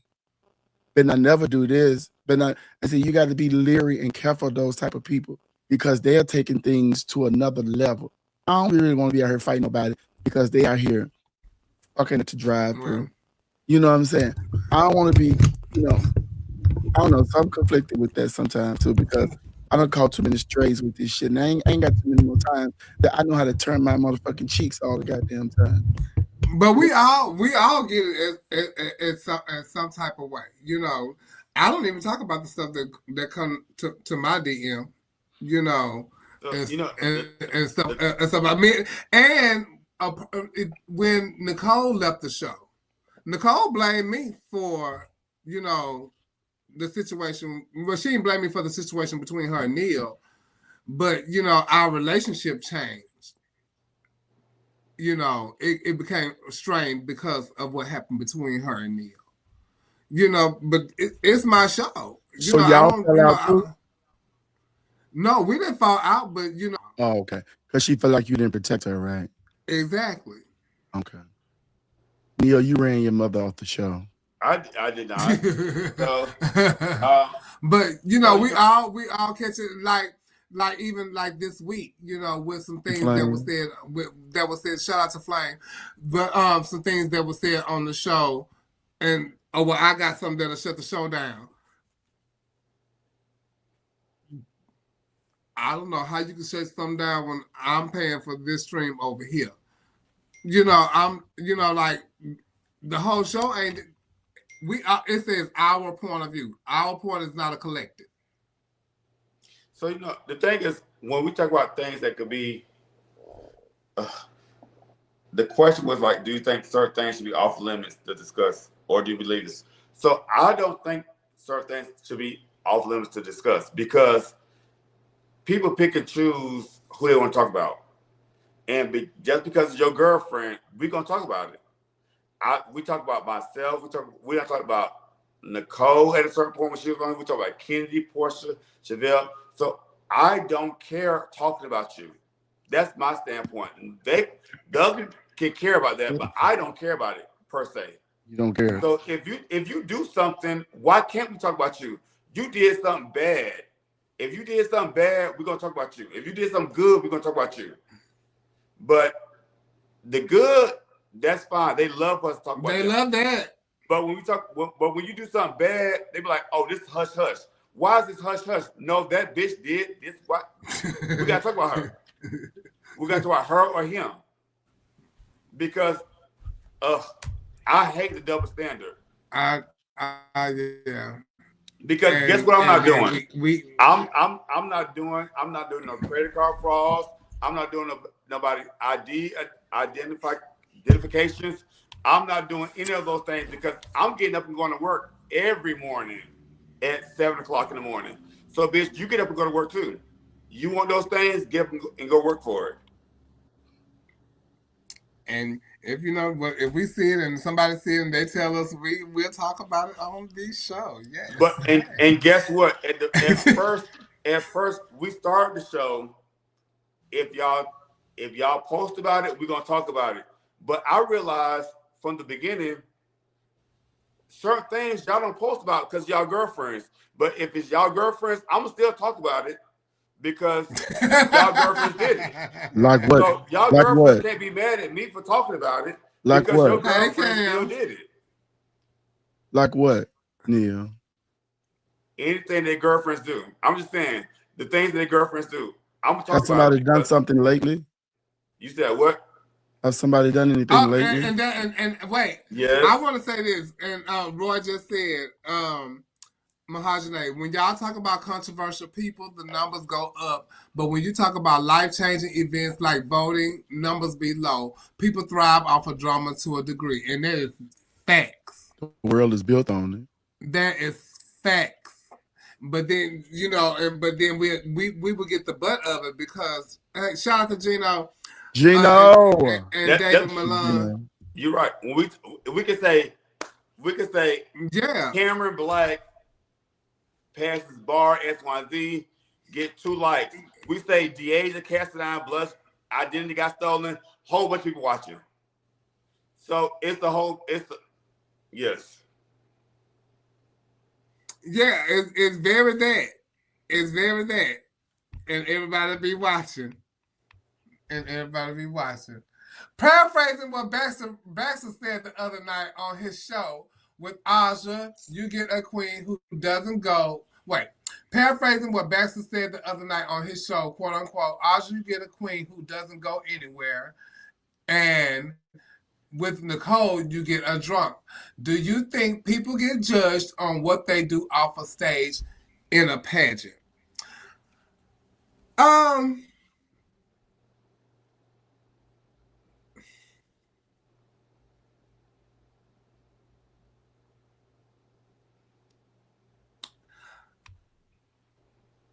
No. Because if that's the case, a lot of girls would have won because they already knew that them girls had ass up. And they was already working girls. And they was already doing the things and this, that, and the other. And like even with God rest her soul, Erica Andrews, she still won pageants and stuff like that, but Erica was a bitch. You know, Tandy, she was an alleged bitch too. She still, and you know, there were girls who did other things, you know, and guys. Let's not leave out the guys. They've done their stuff too, or doing their stuff. So no, I don't think, you know, if you know, I don't think what they do, you know, off stage, is got anything to do with that. You, especially if they have like an interview category, and you go in there and you just so might happen to have that judge that might want to talk about that, and they might bring something up that might, you know, so you could talk about it. Mm-hmm. And if you in there able to be in there and talk about it, they're gonna have to give you your score. Mm-hmm. I think, you know, I think people definitely get judged off stage, and people say it all the time. We've said it on. Oh, here. You definitely, regardless of what, you definitely get judged off stage and on stage. Off stage. But if are you talking? Is the question talking about in the moment of the pageant? Yeah. Do you think people get judged on what they do off stage? I definitely do. Yeah. And I think that pageantry people love to say, "Oh, they ain't gonna crown such and such, or they gonna crown this because of X, Y, Z," but they want to excuse it from themselves or their friends. So you can't excuse it for your friends when you said it about somebody else. So people get judged on and off stage to me. Off stage. And I say that because I know, you know, and I've been with girls. Okay, i.e. What's Miss Mama, former Miss Gay America, used to own from Nashville, Dominique. Judged when I was Miss Gay, when I did Gay America Film. Susie Wong. I met Susie Wong 2 months before she won Miss Gay America. And Susie Wong allegedly has been this Susie Wong that she has been all of this time. And if she has been this Susie Wong that I saw in P-Town, and then she won Miss Gay America 2 months before, and if they get the text message, I sent Mike and Rob a text message. Oh, y'all got one on y'all this year. So that's what I'm saying, you know. That's why I'm saying, you know. But you know, sometimes, you know, in some pages it does happen, but I don't think much because, bitch, a lot of these girls, bitch, y'all just don't know. These bitches be doing what they do.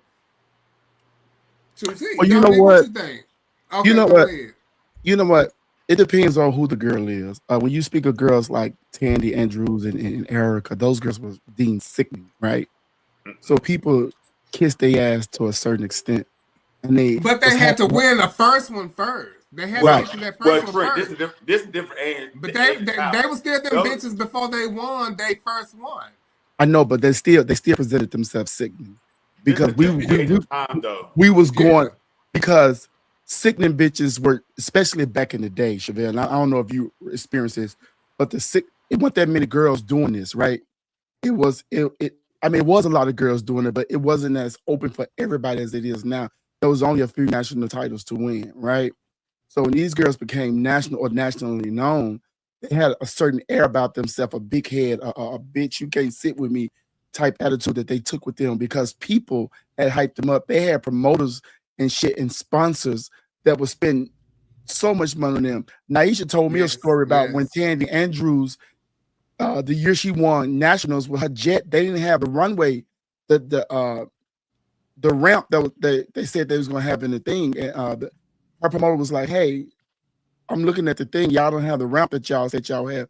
And the man was like, "Well, we couldn't afford the ramp. The ramp was $1,500." Said the man counted out, her promoter counted out $1,500 in his face and said, "Build a ramp." Because her plane, her invisible jet can get to stage. So they got these type of people around them. So people go off status too.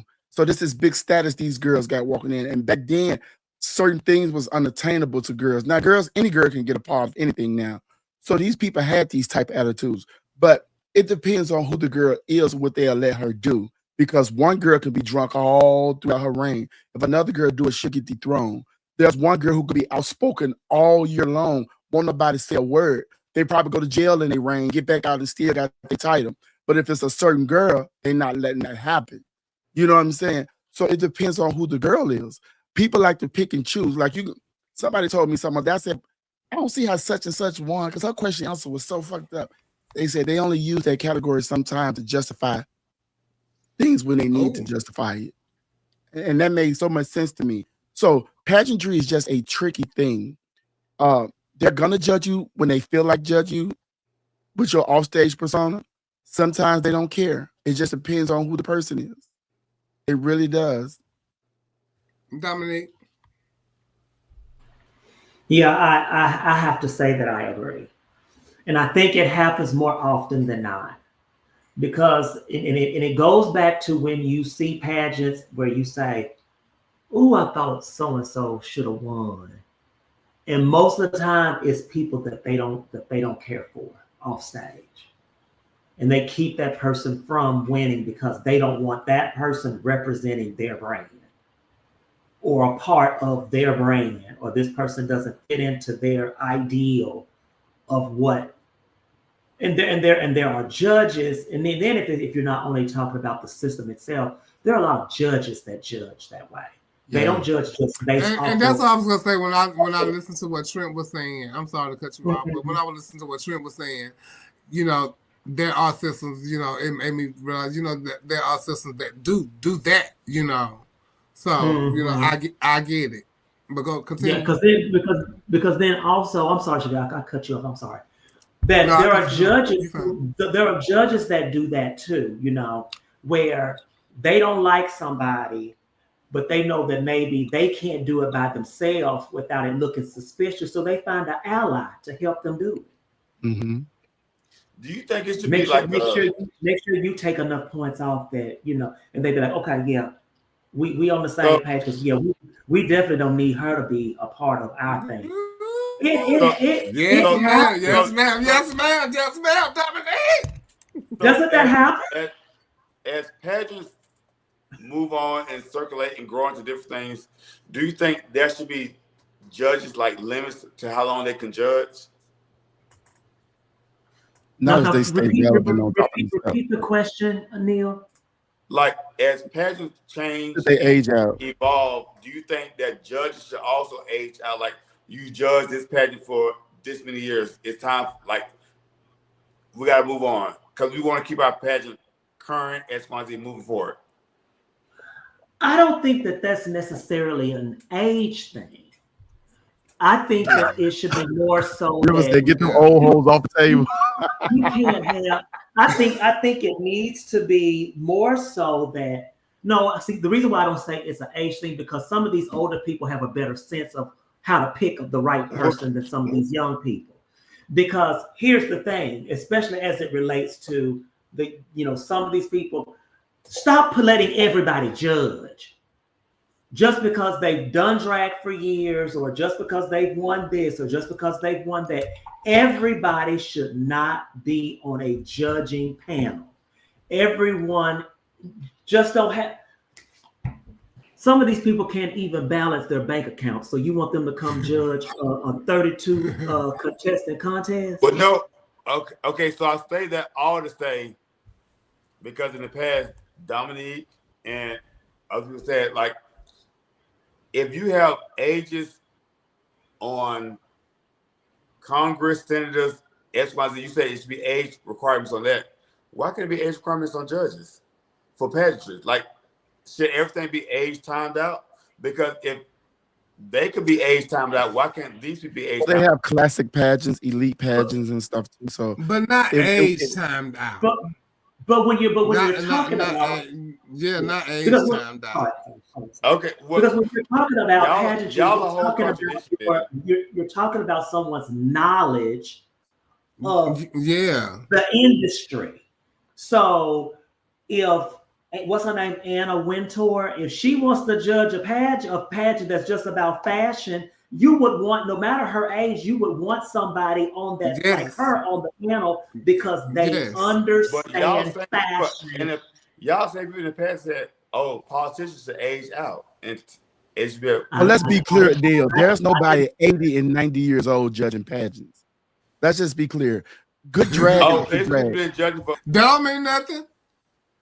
Okay. 30 years. What do you want out of here? Okay. You've been judging Duval for 30 years. No, I haven't. You've been at least 20. I'm not even 30 years old. Yes, you are. You're not? Yeah. Oh, now you pulling it. Now you want to say what Trent was saying. See, look, you triggering Trent. You're triggering Trent. Shout out to Sandra Lopez. You triggering Trent. When you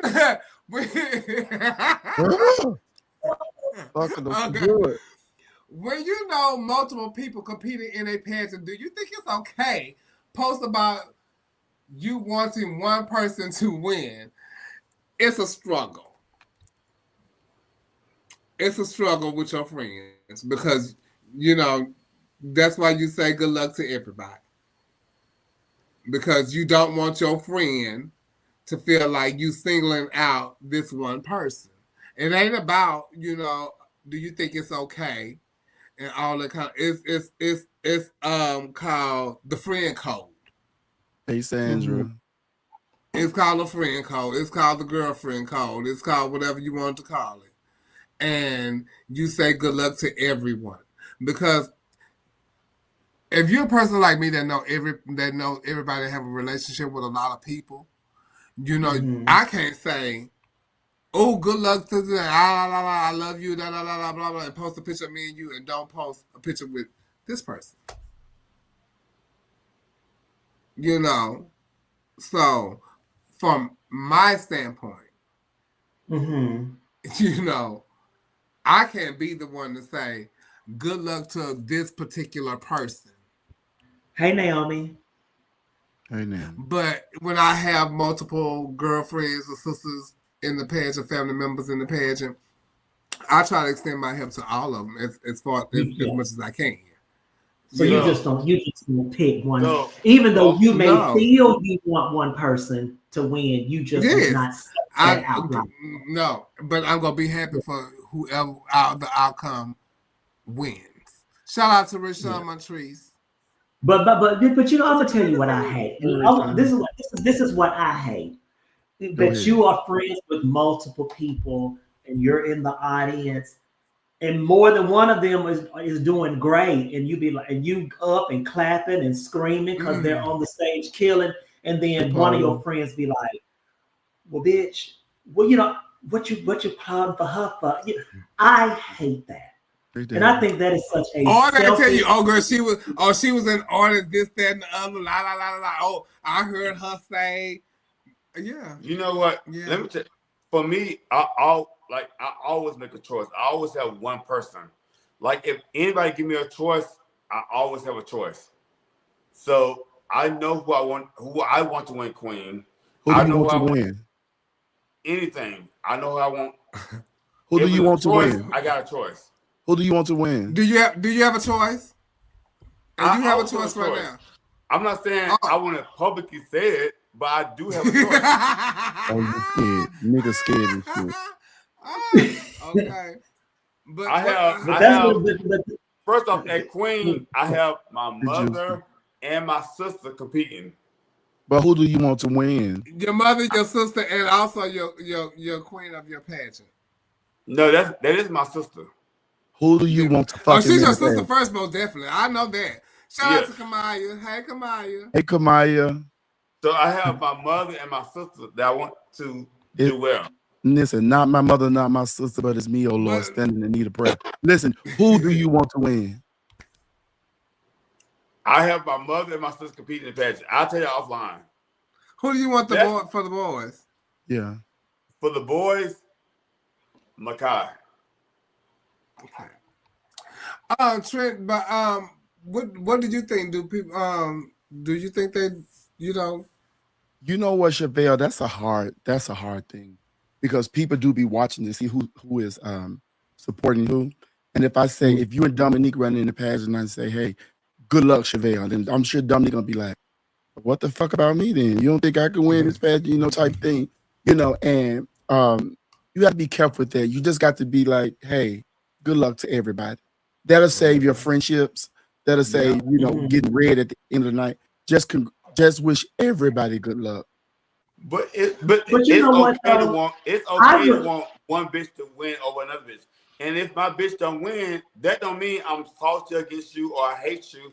Oh, now after the girl win, whoever wins it is one of my girlfriends. I'm gonna salute her regardless. Yeah, but you can't be mad at that.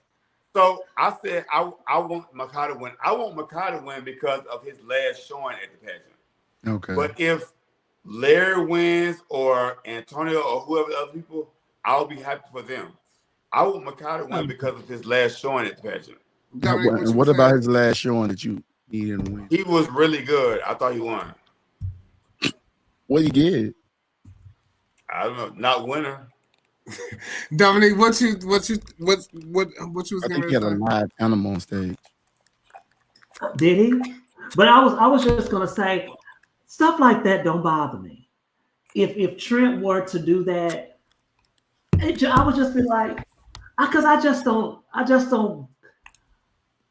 go that deep into it. I'm just not one of those people that take things like that personally.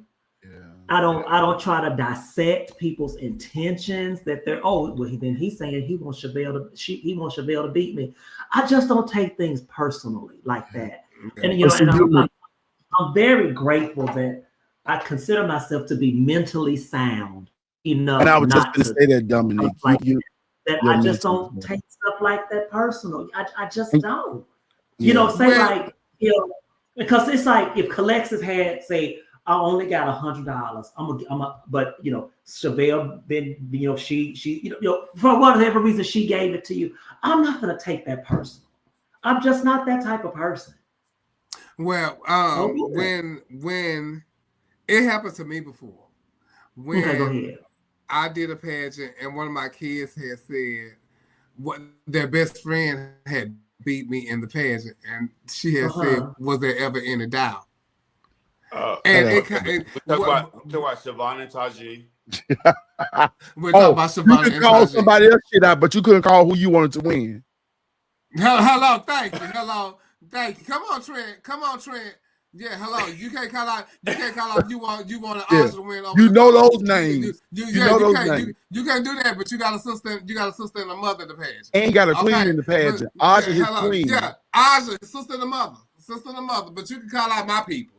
Thank you, Trent. I'm glad somebody got my back sometime. God damn. Now, if I wanted to say it was Siobhan and Taji, I could have said it. I got a mouth. Thank you, Trent. Thank you. Yeah, hello. You welcome. So, yeah, that part. So we know all over the building that he want Aja to win. Anyway,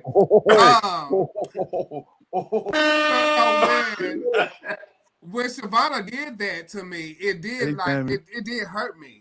It stung. Yeah. But I knew deep down inside that she was happy for her sister. Right. It just stung that you did that. So I get it. But and I was mad at her, but I as you can see, but she's still my daughter. Bitch, it didn't stop shit, right. But it did hurt. But seeing it. because. But you know what, Chevelle? The I think words or whatever. But I think that's a different type of comment, right? Too Because like, it's different. I think it's different when you maybe saying, I would prefer for this one to win. But then for someone to say, was there any doubt that this person was going to beat this person? That's a different type of animal, because that's almost. And I'm not talking about anybody's intentions, but I'm just saying, just from my point of view. But she was saying, was there ever any doubt that she was going to win the pageant? Because I wasn't even first one up. So, and I think I was second. I think. So somebody she was saying, was that a muzzle, a Neil? Somebody said muzzle. A muzzle? No, she was talking about mustache. Yo, down pretty ladies around the world. But let me tell y'all something too, though. The internet is not a real place, and we got to take our feelings out of the internet sometimes. Oh my too. God! Because let me tell you something. My daughter told me. My daughter is. Well, no, Trent. Yes, it is. It is a real place. Because let me tell you something. Facebook is because it's on Facebook. What's on your mind? Thank you. But I'm telling you, some of the optics sometimes can be misread, right? Because I can't always relate 100% what I feel, even if I say, was there not any doubt? Does not, because you know, Shavonna also think you the baddest bitch in the world too. You know what I'm saying? So she does. It's no less love, but you know what I'm saying? Like, No. but and it could have been geared at some other girl, you know. But I remember my daughter telling me, she's 25 now. I think she was 22 when she told me this. She said, "Daddy, I gotta stop fucking with this hoe." I said, "For what?" She said, "She liked my picture. That bitch hating." I said, "Well, how she could have pushed the love button?" And I said, "Oh. You gauging it by that?" Oh my God. Trent, something. One of my nieces told me that the other day. I was on the phone with them, and she just transitioned and stuff, right? Right, and she real cut and stuff like that. And she had told her mama, and she had said, "Oh, I love my auntie. I love you so much, but I'm mad at her." She said, "Cause she only like my pictures, baby. You need to love my pictures." Yes. I said, "What?" That threw me. I said, "Girl, how is she hating? She liked it." I was like, yeah. She was adamant. That's crazy to me. Okay, so I got it. Do you think it's a lover's responsibility to jump into an argument or not like someone because you get into it with them? Neil? I do not think it's the person's responsibility. Like, between my old men, I don't want to get into anything that I'm into. So, no. Now, Trent, you had some situations with lovers and stuff, so it might be different for you. But for me, no. Neil, what situation I had with lovers? You had Ricky Ricardo. You had Maya, and you and Maya, y'all both from Memphis. Y'all both gonna be like. I forget Maya from Memphis. Yes. Shout out but to Maya. I'm gonna say this.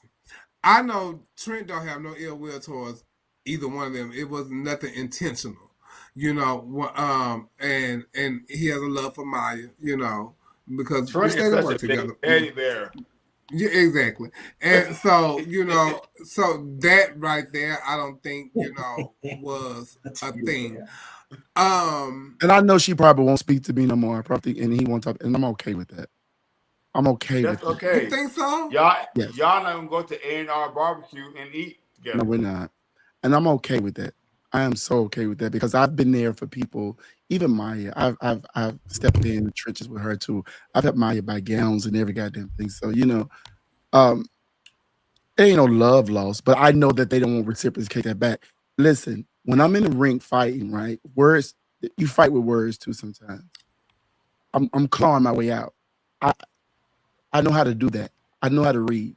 You know, and that ain't even no badge of fucking honor to have, but being a little gay boy, you have to know how to grow up and get motherfuckers off your back, right? Because they got every gay joke in the fucking world for you. And you have to, at some point, learn how to take up for your goddamn self. So to me, it's just fighting with words since we couldn't fight with hands. You know what I'm saying? Like I told them back, I ain't even mad.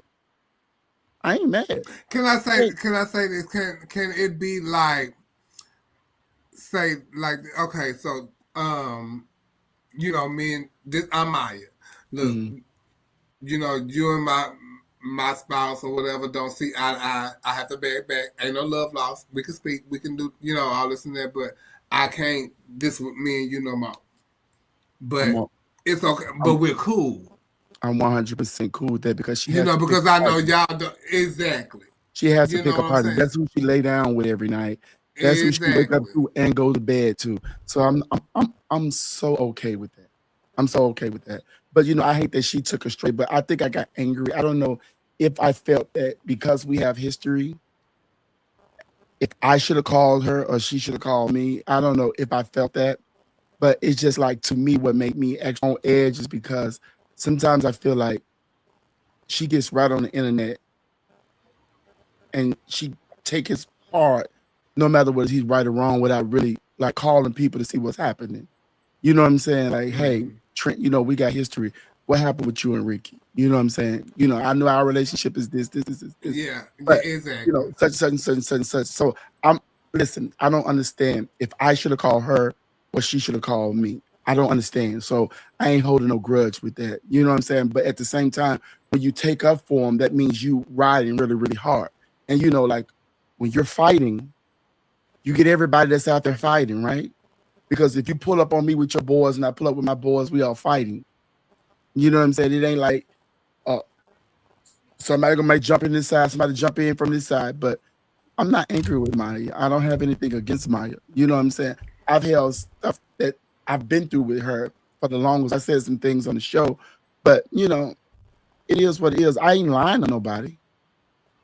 You know, so it is what it is. I just thought that, you know, like, are you ever gonna tell him that sometimes it's too far? Are you ever gonna tell him sometimes, hey, these are people that I deal with heavily in this community? You know, like, as much cussing that I should do about Tanisha losing pads. Do you know she used to tell me, man, listen, cut that out. Cut that out. You're making me look bad. She would tell me this stuff.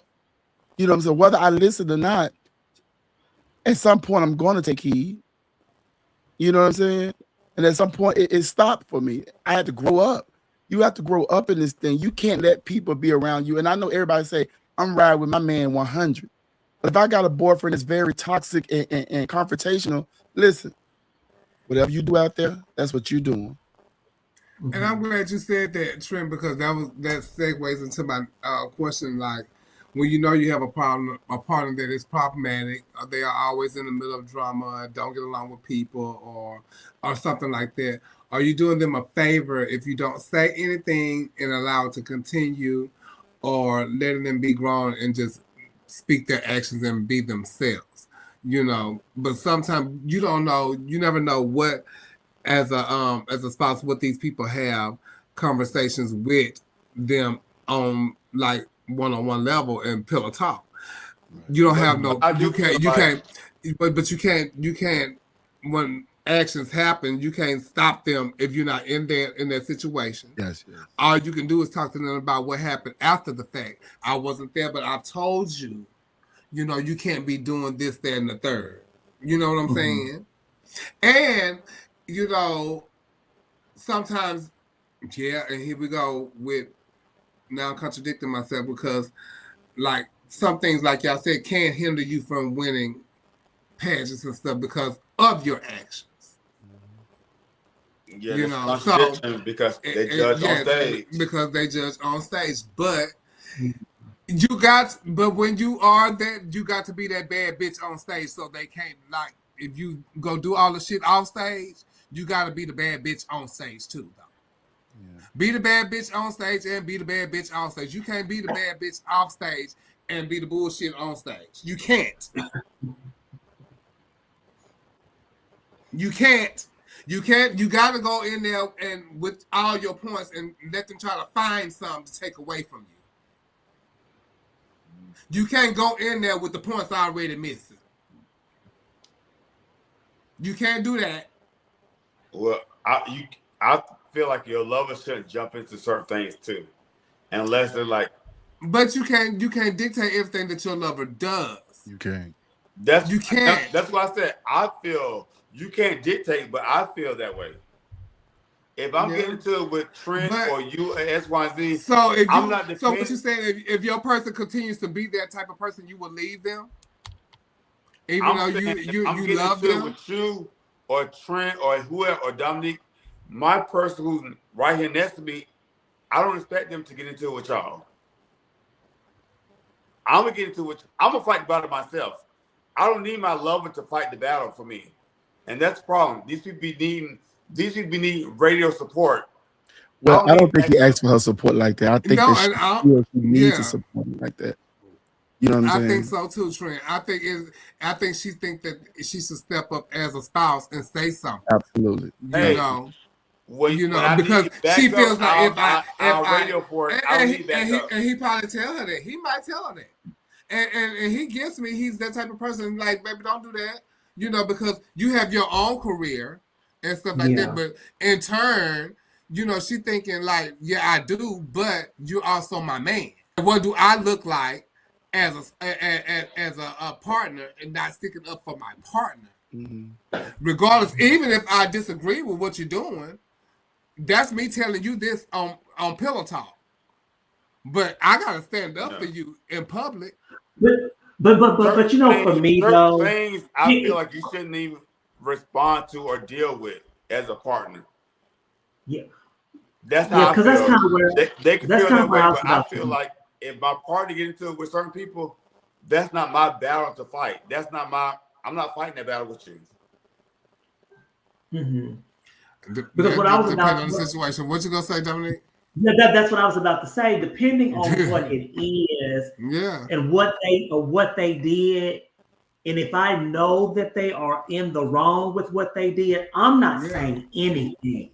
Mm-hmm. I am not about because I have no problem letting you know that you was wrong for that. That was not okay.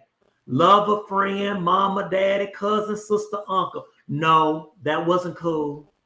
What you just said or what you just did, that was not right. Because I'm not going to give you the thought that I'm gonna back up your bullshit at any time.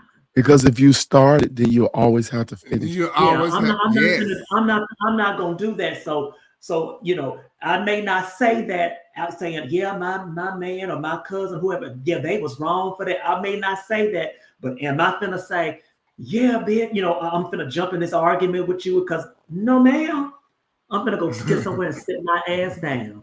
If you was grown enough to get yourself in that situation, you handle that. And then when we get back to the house, I'm gonna say, that was fucked up what you did. That wasn't cool. But anyway, I'm done. You didn't put us in a situation. The gay community is obsessed with youth and beauty. Do you think there is an age you should step out of the dating pool? Never. There's always somebody for some. Hey, Sean. There's always. I love you too. There's always somebody for somebody. Never. Mm-hmm. Don't ever give up without a chance of being with somebody. There's always somebody for somebody. Baby, listen. If you can Google it, there's somebody, bitch, for everybody. So I think with the gay community, beauty and youthfulness is not a gay thing. That's just a thing in general. Yes. Heterosexual men divorce their wives for 30 years to get with somebody younger. So that's not a gay thing to me. That's just a lot of humans, and it's like a lot of men do those type of things. But it is prevalent in the gay community because they think a read is calling them old. But that's what something like that. Do. It is, but it's still a thing, and I think it stems from like gay people. What the disease happened, and it happened fast in the gay community, so they were losing people at such an early age, and then I think people weren't used to seeing people get old, and then when they see people get old, they think there's no more use for them. That can be for shows, that can be for, like you were just saying, they need to age out of judging. So you taking everything from them because you're more concerned with their age, more so than their ability. As long as you still have the ability to do something, then you should do it. I don't care how old you get. If you want to date, Yeah. if you're a top and your dick stop working, find somebody who got diarrhea all the time because they're not I going didn't to see you. You know what I'm saying? So you just got to find. You got to find. You got to find who loves you. Love is love at whatever age. People find love old. They find it young. It's hard to find it young, though. I'm just saying. Some ain't even found it. Some ain't even found it. Age, I mean, I don't know. Age, you know, beauty, no, because like the people I'm into, my old men, I think they are the sexiest people in the world. So, and they're not young. They're like, we all age appropriate. We like 40, 42, 39. And I think they're like the most beautiful people in the world. So somebody else would not be into that. So I'm not saying age appropriate. Like I'm not out looking for a 21-year-old. But but I think because I kind of feel the same way the trend does. For you, you are an exception. But when you are out and about, you hear it all the time. You hear people say these things out there. You too old to be trying to get with somebody. You hear it all the time. And so when he says that it is prevalent within this community, it is. Because let's be very clear. Our community is very superficial in nature. It's all about how beautiful they think you look, how people will talk about what you look like before they'll say anything else about you. That's the first thing that they say. But for a lot of people, that's the only value that they recognize. And you could be a CEO for some bank, but what they may not care about that, but what they know is you fine and you got a big ass dick. They know that. You know what I'm saying? So go ahead. Go ahead. Where the BBC's at? What well, it's so funny. I had a friend, a young man. Keep saying, baby Dominique and that Bob be speaking the truth. When they get to moving, that means I'm talking. Okay. Shout out to She dead serious, honey. She dead serious. I had a friend that was this young gay black man, and he was in his 20s at the time. And at the time, I was probably like 40, 41, maybe something like that. And he said, "Oh, this old man tried to talk to me." And he always at me, he was always saying, so I finally asked, I said, how old is the man? He say, 35. I say, sir, excuse me. He said, 35. I say, okay, but I'm 40, 41 at the time. Oh, but you different. No, I'm not. I'm older than him. Realistically, I'm older than him. So what are you saying to me? Like I'm old, like I'm grandma old? Is that what you said?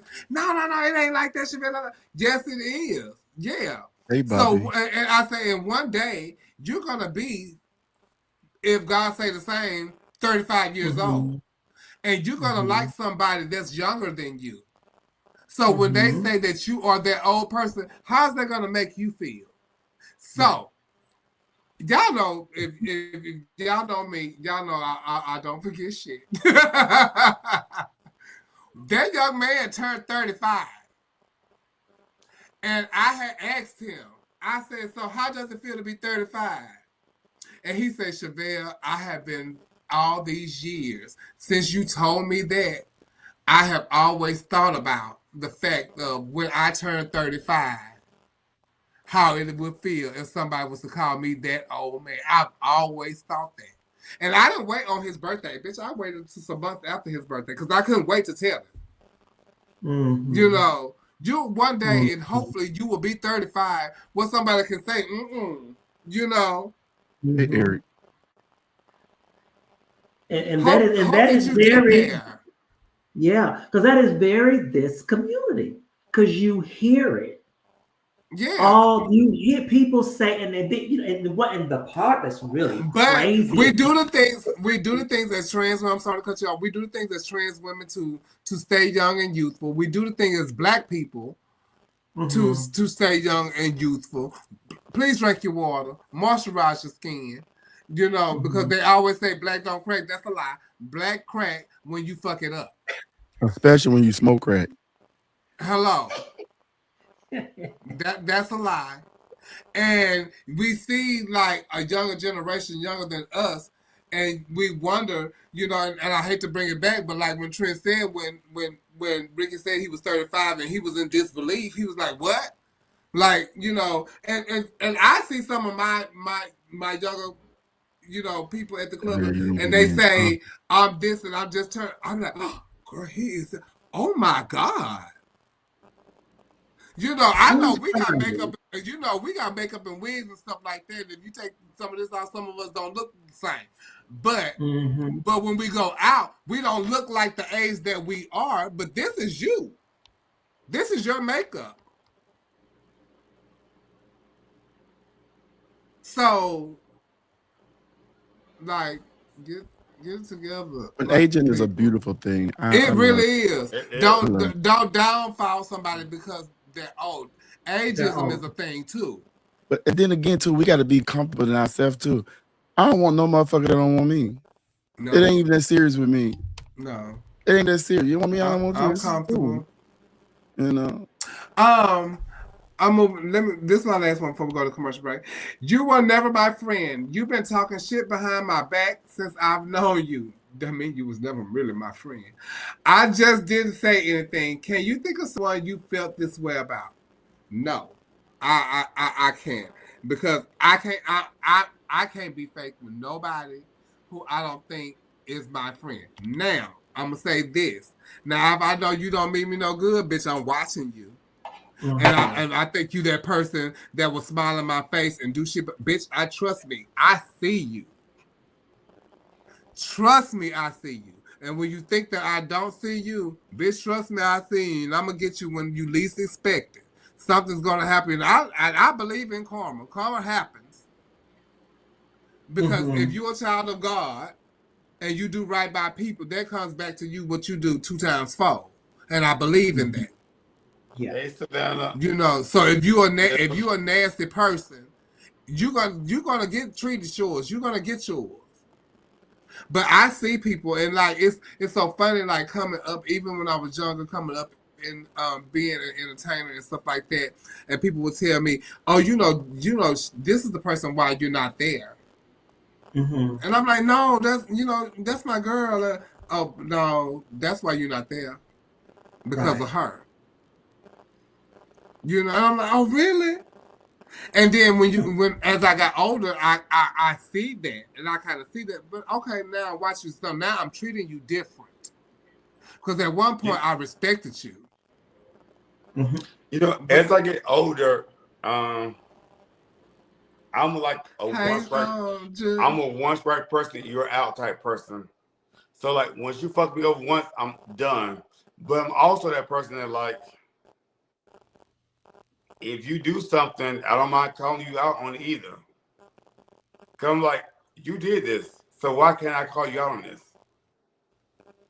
I'm very that now. You know, I'm very that now after I've seen who you are. You know, after I've seen who you are, I'm very that. You know, and sometimes, you know, with me, because so I think I'm kind of a passive person sometimes. You know, and I like to hang out with people and stuff like that. So I take it, you know, for granted for you. But I always have eyes here, and here. I don't want trust me. I do. I don't want to hang out with nobody who I haven't been hanging out with. So but my out. thing is, if it takes a handbook to be your friend, and I gotta do too much to be your friend, and I feel like I can't trust you, it's a wrap. Completely. I'm like, fuck them. But what about you, Trent? When you get to a certain age, bitch, I don't need no new friends. Hey, Shamar, shout out to Shamar. Y'all gonna check Shamar out at Marty's Live on Sunday nights. What you gonna say, Trent? I think that for your best of friends or the in people Dallas. that you're very fond of, I think I think y'all know each other well enough in the love that y'all have for each other. The problem comes in is that we think that, and not me, but a lot of people think that everybody they come in contact with and have a good time is somewhat their friend. They're not.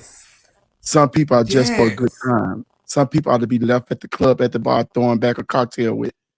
It goes no further than that. That's what it is.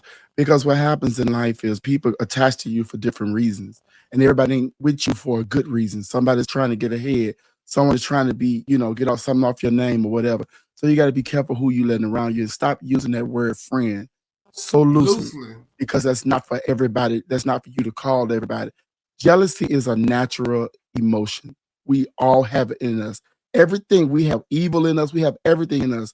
We just keep it at a restraint because we thrive on trying to be a great person in life. So when you're a successful person too, and you got people around you, let me tell you something, Chevelle. A lot of people, when they think they're reading me, they go to talking about my career. They go to talking about, oh, you think you're this because you're this, and you think you're this because you're this. I've never, ever put that out there like that. Like I was saying on Baxter thing, I'm only as good as my But that's what last they think job. of you. Yeah. And that's the only thing they can go to because that's the only thing they know about you. Yeah. And they try to use it as an attack or that I think that I'm better than somebody. I never, ever in my life think that I'm better than no motherfucker or car. There was a time when I didn't even have nowhere to stay. I've been a floor sister. I've stayed on people's shit. You know what I'm saying? I've been that sister that go to the club every motherfucking weekend and ain't really got no fucking money. You get what I'm saying? But I had family, gave family that made sure I was straight. But that's what happens. So you have to be careful when you calling people friend because you don't know what they're sitting around you thinking. You don't know what just because you can afford to go do this and you can afford to go here. Now they boxing you up. Oh, you think you corn. Oh, you think you this. You think you that. It ain't even that. I'm living my life according to what I pray for and what God has blessed me with. Excuse me? Ain't no problem with that because to me, I didn't go to these for pageant queens. They win pageants like Continental, and USA to be different people. Bitch, I went to college. I got master's degrees. I didn't do that to be the same. I don't want to be the same. I want to be different from you bitches. So it's no problem with wanting to be different. Yes, Trent, you did X, Y, and Z to be different from these bitches. You don't want to be the same as these bitches. That's fine. Neil, shut the fuck up here. I'm just saying, you don't want to be the same for these bitches. No, listen. Bitch, you think I went to college and did all these things be the same for these bitches? No, I did not do that. I don't want you to think that we're the same. No, but let me tell you something. We are the same. We just got. We're not the same. We are. We're not the Because same. Neil, we all just here going through life. No, I'm not saying just me. I'm saying people in general. When people go out and do these things, they don't do these things to be the same. They want to be better than average. But I see what you're saying though, Trent. So, I just Chevelle didn't go and be Continental USA to be the same. She wanted to be those things so she could say, I'm these things. Well, no, that I was just going with the flow of how life was planning for me to go, and that was my path, and things happen different for everybody. And don't be jealous of what happened to me because it happened for me and it didn't happen for you. Don't be jealous of my boogie. So that was the path that I led. I didn't know that I was gonna be the first big girl to win US of A and still the only girl. I didn't know that. That wasn't my path. I didn't know that I was not gonna win something that I wanted. Never gonna win everything, which was USA at launch. I didn't know that. So that's why I say everything happens in divine order for you. But like as far as it's your journey. It's your journey. But as far as a person that reads me behind my back and never have my back, and no, you was never my friend. No, you really never was my friend. But I see you for who you are, and and like they say, keep your enemies close. Closer. Because bitch, I'm watching you, and there are people out there that don't want you to succeed. And they see your downfall. But guess what? If you stay fast like they do, and continue to be prayed up, you'll be all right. Let me say this. Let me say this for the commercial. In our community, we trust people too much too. I watch so many people get so fucked up at the bar and they just let people hold their drinks till they go to the bathroom. Speaking of friends, one of my cousins I grew up with, one of his best friends, put something in his drink and he's crazy to this day. Y'all get y'all drunk ass in there, learn y'all fucking limits. Don't tell nobody to hold your fucking drink while you go to the bathroom. Take that shit in the bathroom with you. Stop trusting every motherfucker that you think your goddamn friend, because somebody just really might have an issue with your life and how good it's going, and they want to see you fucked up too. So stop asking people to hold your drink. Even when somebody buy me a drink, I'll take it back to the bar and say, hey, they gave me the wrong thing. Can you Stop asking people to hold your drink and your purse. You know, and that's true. And I don't trust none of these bitches. I don't trust none of these bitches. When I see them, at the end of the day, stop asking them to hold your drink and your purse. We're going to go to the commercial break. We'll be right back. Take your purse to the stage. Nicole be like, oh, this your sister, this your brother. I'm like, this ain't my sister, my brother. That's your child. I ain't got nothing to do with it. Bitch, y'all know you goddamn fool. You fucking fag. Oh, God.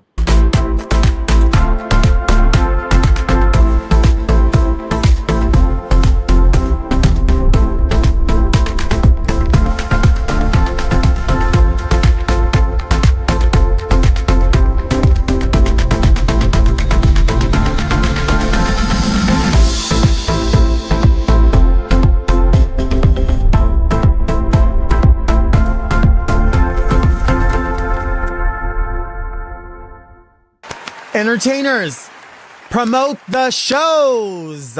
Let people you're performing, where you're performing, what time you're performing, who else is going to be there, and how they can show up and show out. If you're not promoting your shows and your appearances, you cannot say, I don't know why no one's here. You have to at least try.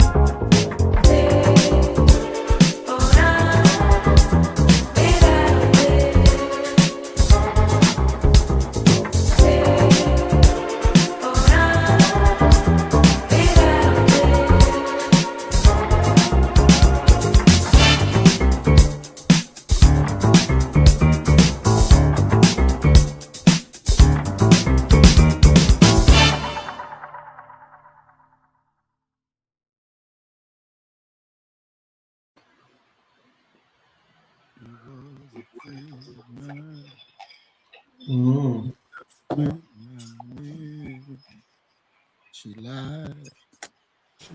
Hello, hello. Welcome to the show. How you doing today? I'm wonderful, and you? Good. Now tell us your name and age.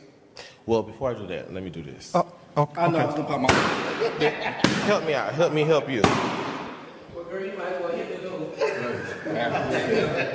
the My name is Rico Casson. This has been fun.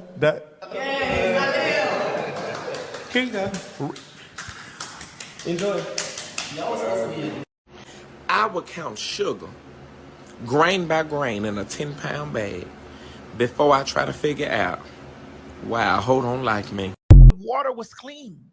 But rolling around in your stomach does what? Well, because what tends to happen with a real disher, they knows that if you dish and dish and dish, you can get a false positive.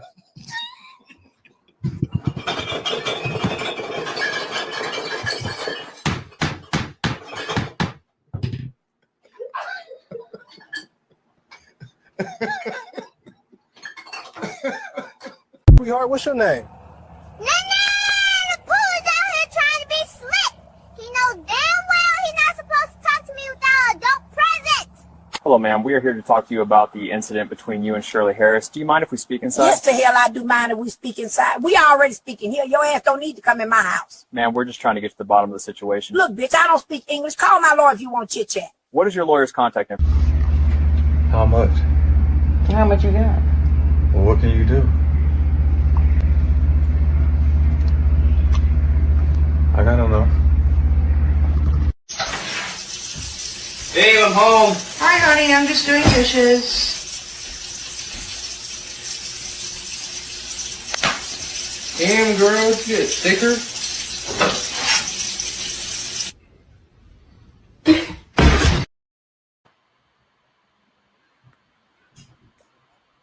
All right. Well, I guess it's just us back for right now. Are we back? Am I back? Yeah, we're back. Okay. Neil is gone. Oh, there go Trent. But yeah, Neil is gone. I didn't know what happened. They played both the commercials twice. I'm like, I was so confused. I was so confused. So, child, I had I don't know what was going on. So, when the videos played, I had to log out and come right back. So, and when the second video came up, which I was confused. Anyway, see y'all this weekend in New Orleans for the end of the season pageants, which is Dots on Friday and Queen on Saturday night. And don't forget, at the Bourbon Pub at 2:00, they will be having the welcoming party for the new King and Queen, which will also feature a battle between the trans men. They will be doing a battle presented by Punk News Network, Diamond, Miss Punk News Network Diamond, and Bev Treese and Flame Monroe. Also on Sunday at Bourbon Pub at 2 p.m. So y'all join them over there to welcome the new King and Queen, and y'all see the trans men battle it out. It's gonna be some sexy trans men in there if y'all are into that. But if not, y'all go and see a great show because they will be entertaining. So more almost they will be entertaining. And also, we would love to see y'all at Up and Adam all weekend long. They have new hours. They close at 6:00. So I get that tomorrow. So I hope that's where they will be taking us before we go to anything. And I can go get me some Chopatulas. Some Chopatulas. Yes. Tamika X. And also, shout out to Tamika X. I love you, Tamika. Love you, Tamika. Tamika. And also, shout out to our king. We love you, Ryan Tasia. We will be seeing you all weekend. We love you. We love you. We love you. And we miss you. Thank y'all so much for tuning in to Our Point of View. Y'all will be getting all the footage. Y'all go and see Trent on that red carpet. From 6 p.m. to 6:59 p.m. Get down that red carpet, baby. Get down that red carpet. I hope y'all look like something because y'all going to be on it, okay? So I need y'all to be on it. Dominique will be there. If y'all see any of us, please stop and get a picture with us so we can shout y'all out on Our Point of View when we come back. And I will be in the audience and talking to y'all and live and seeing how y'all feel about the passion and all that kind of stuff like that. Thank y'all so much. Thank you, Coco. We love y'all for free. Happy holidays. Good night, everybody. Good night. Ooh, honey. I gotta go. I gotta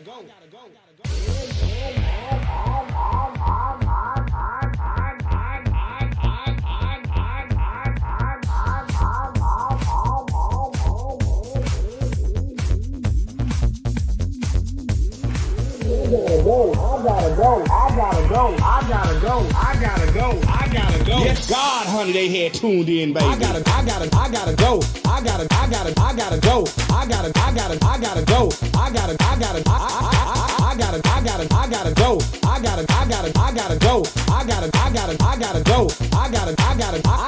If I tell you the kids had came in and tuned in tonight, baby. Yes, they did, honey. I hope y'all got y'all juice, cause guess what, baby? I got mine. I can tell y'all one thing. Y'all better tune in next week, baby, for the next episode of the Boom Boom Show. I gotta go. Honey, I gotta go. Yes, God, honey, they had tuned in, baby. Baby. Ooh, honey. I gotta go. I gotta go. I gotta go. I gotta go.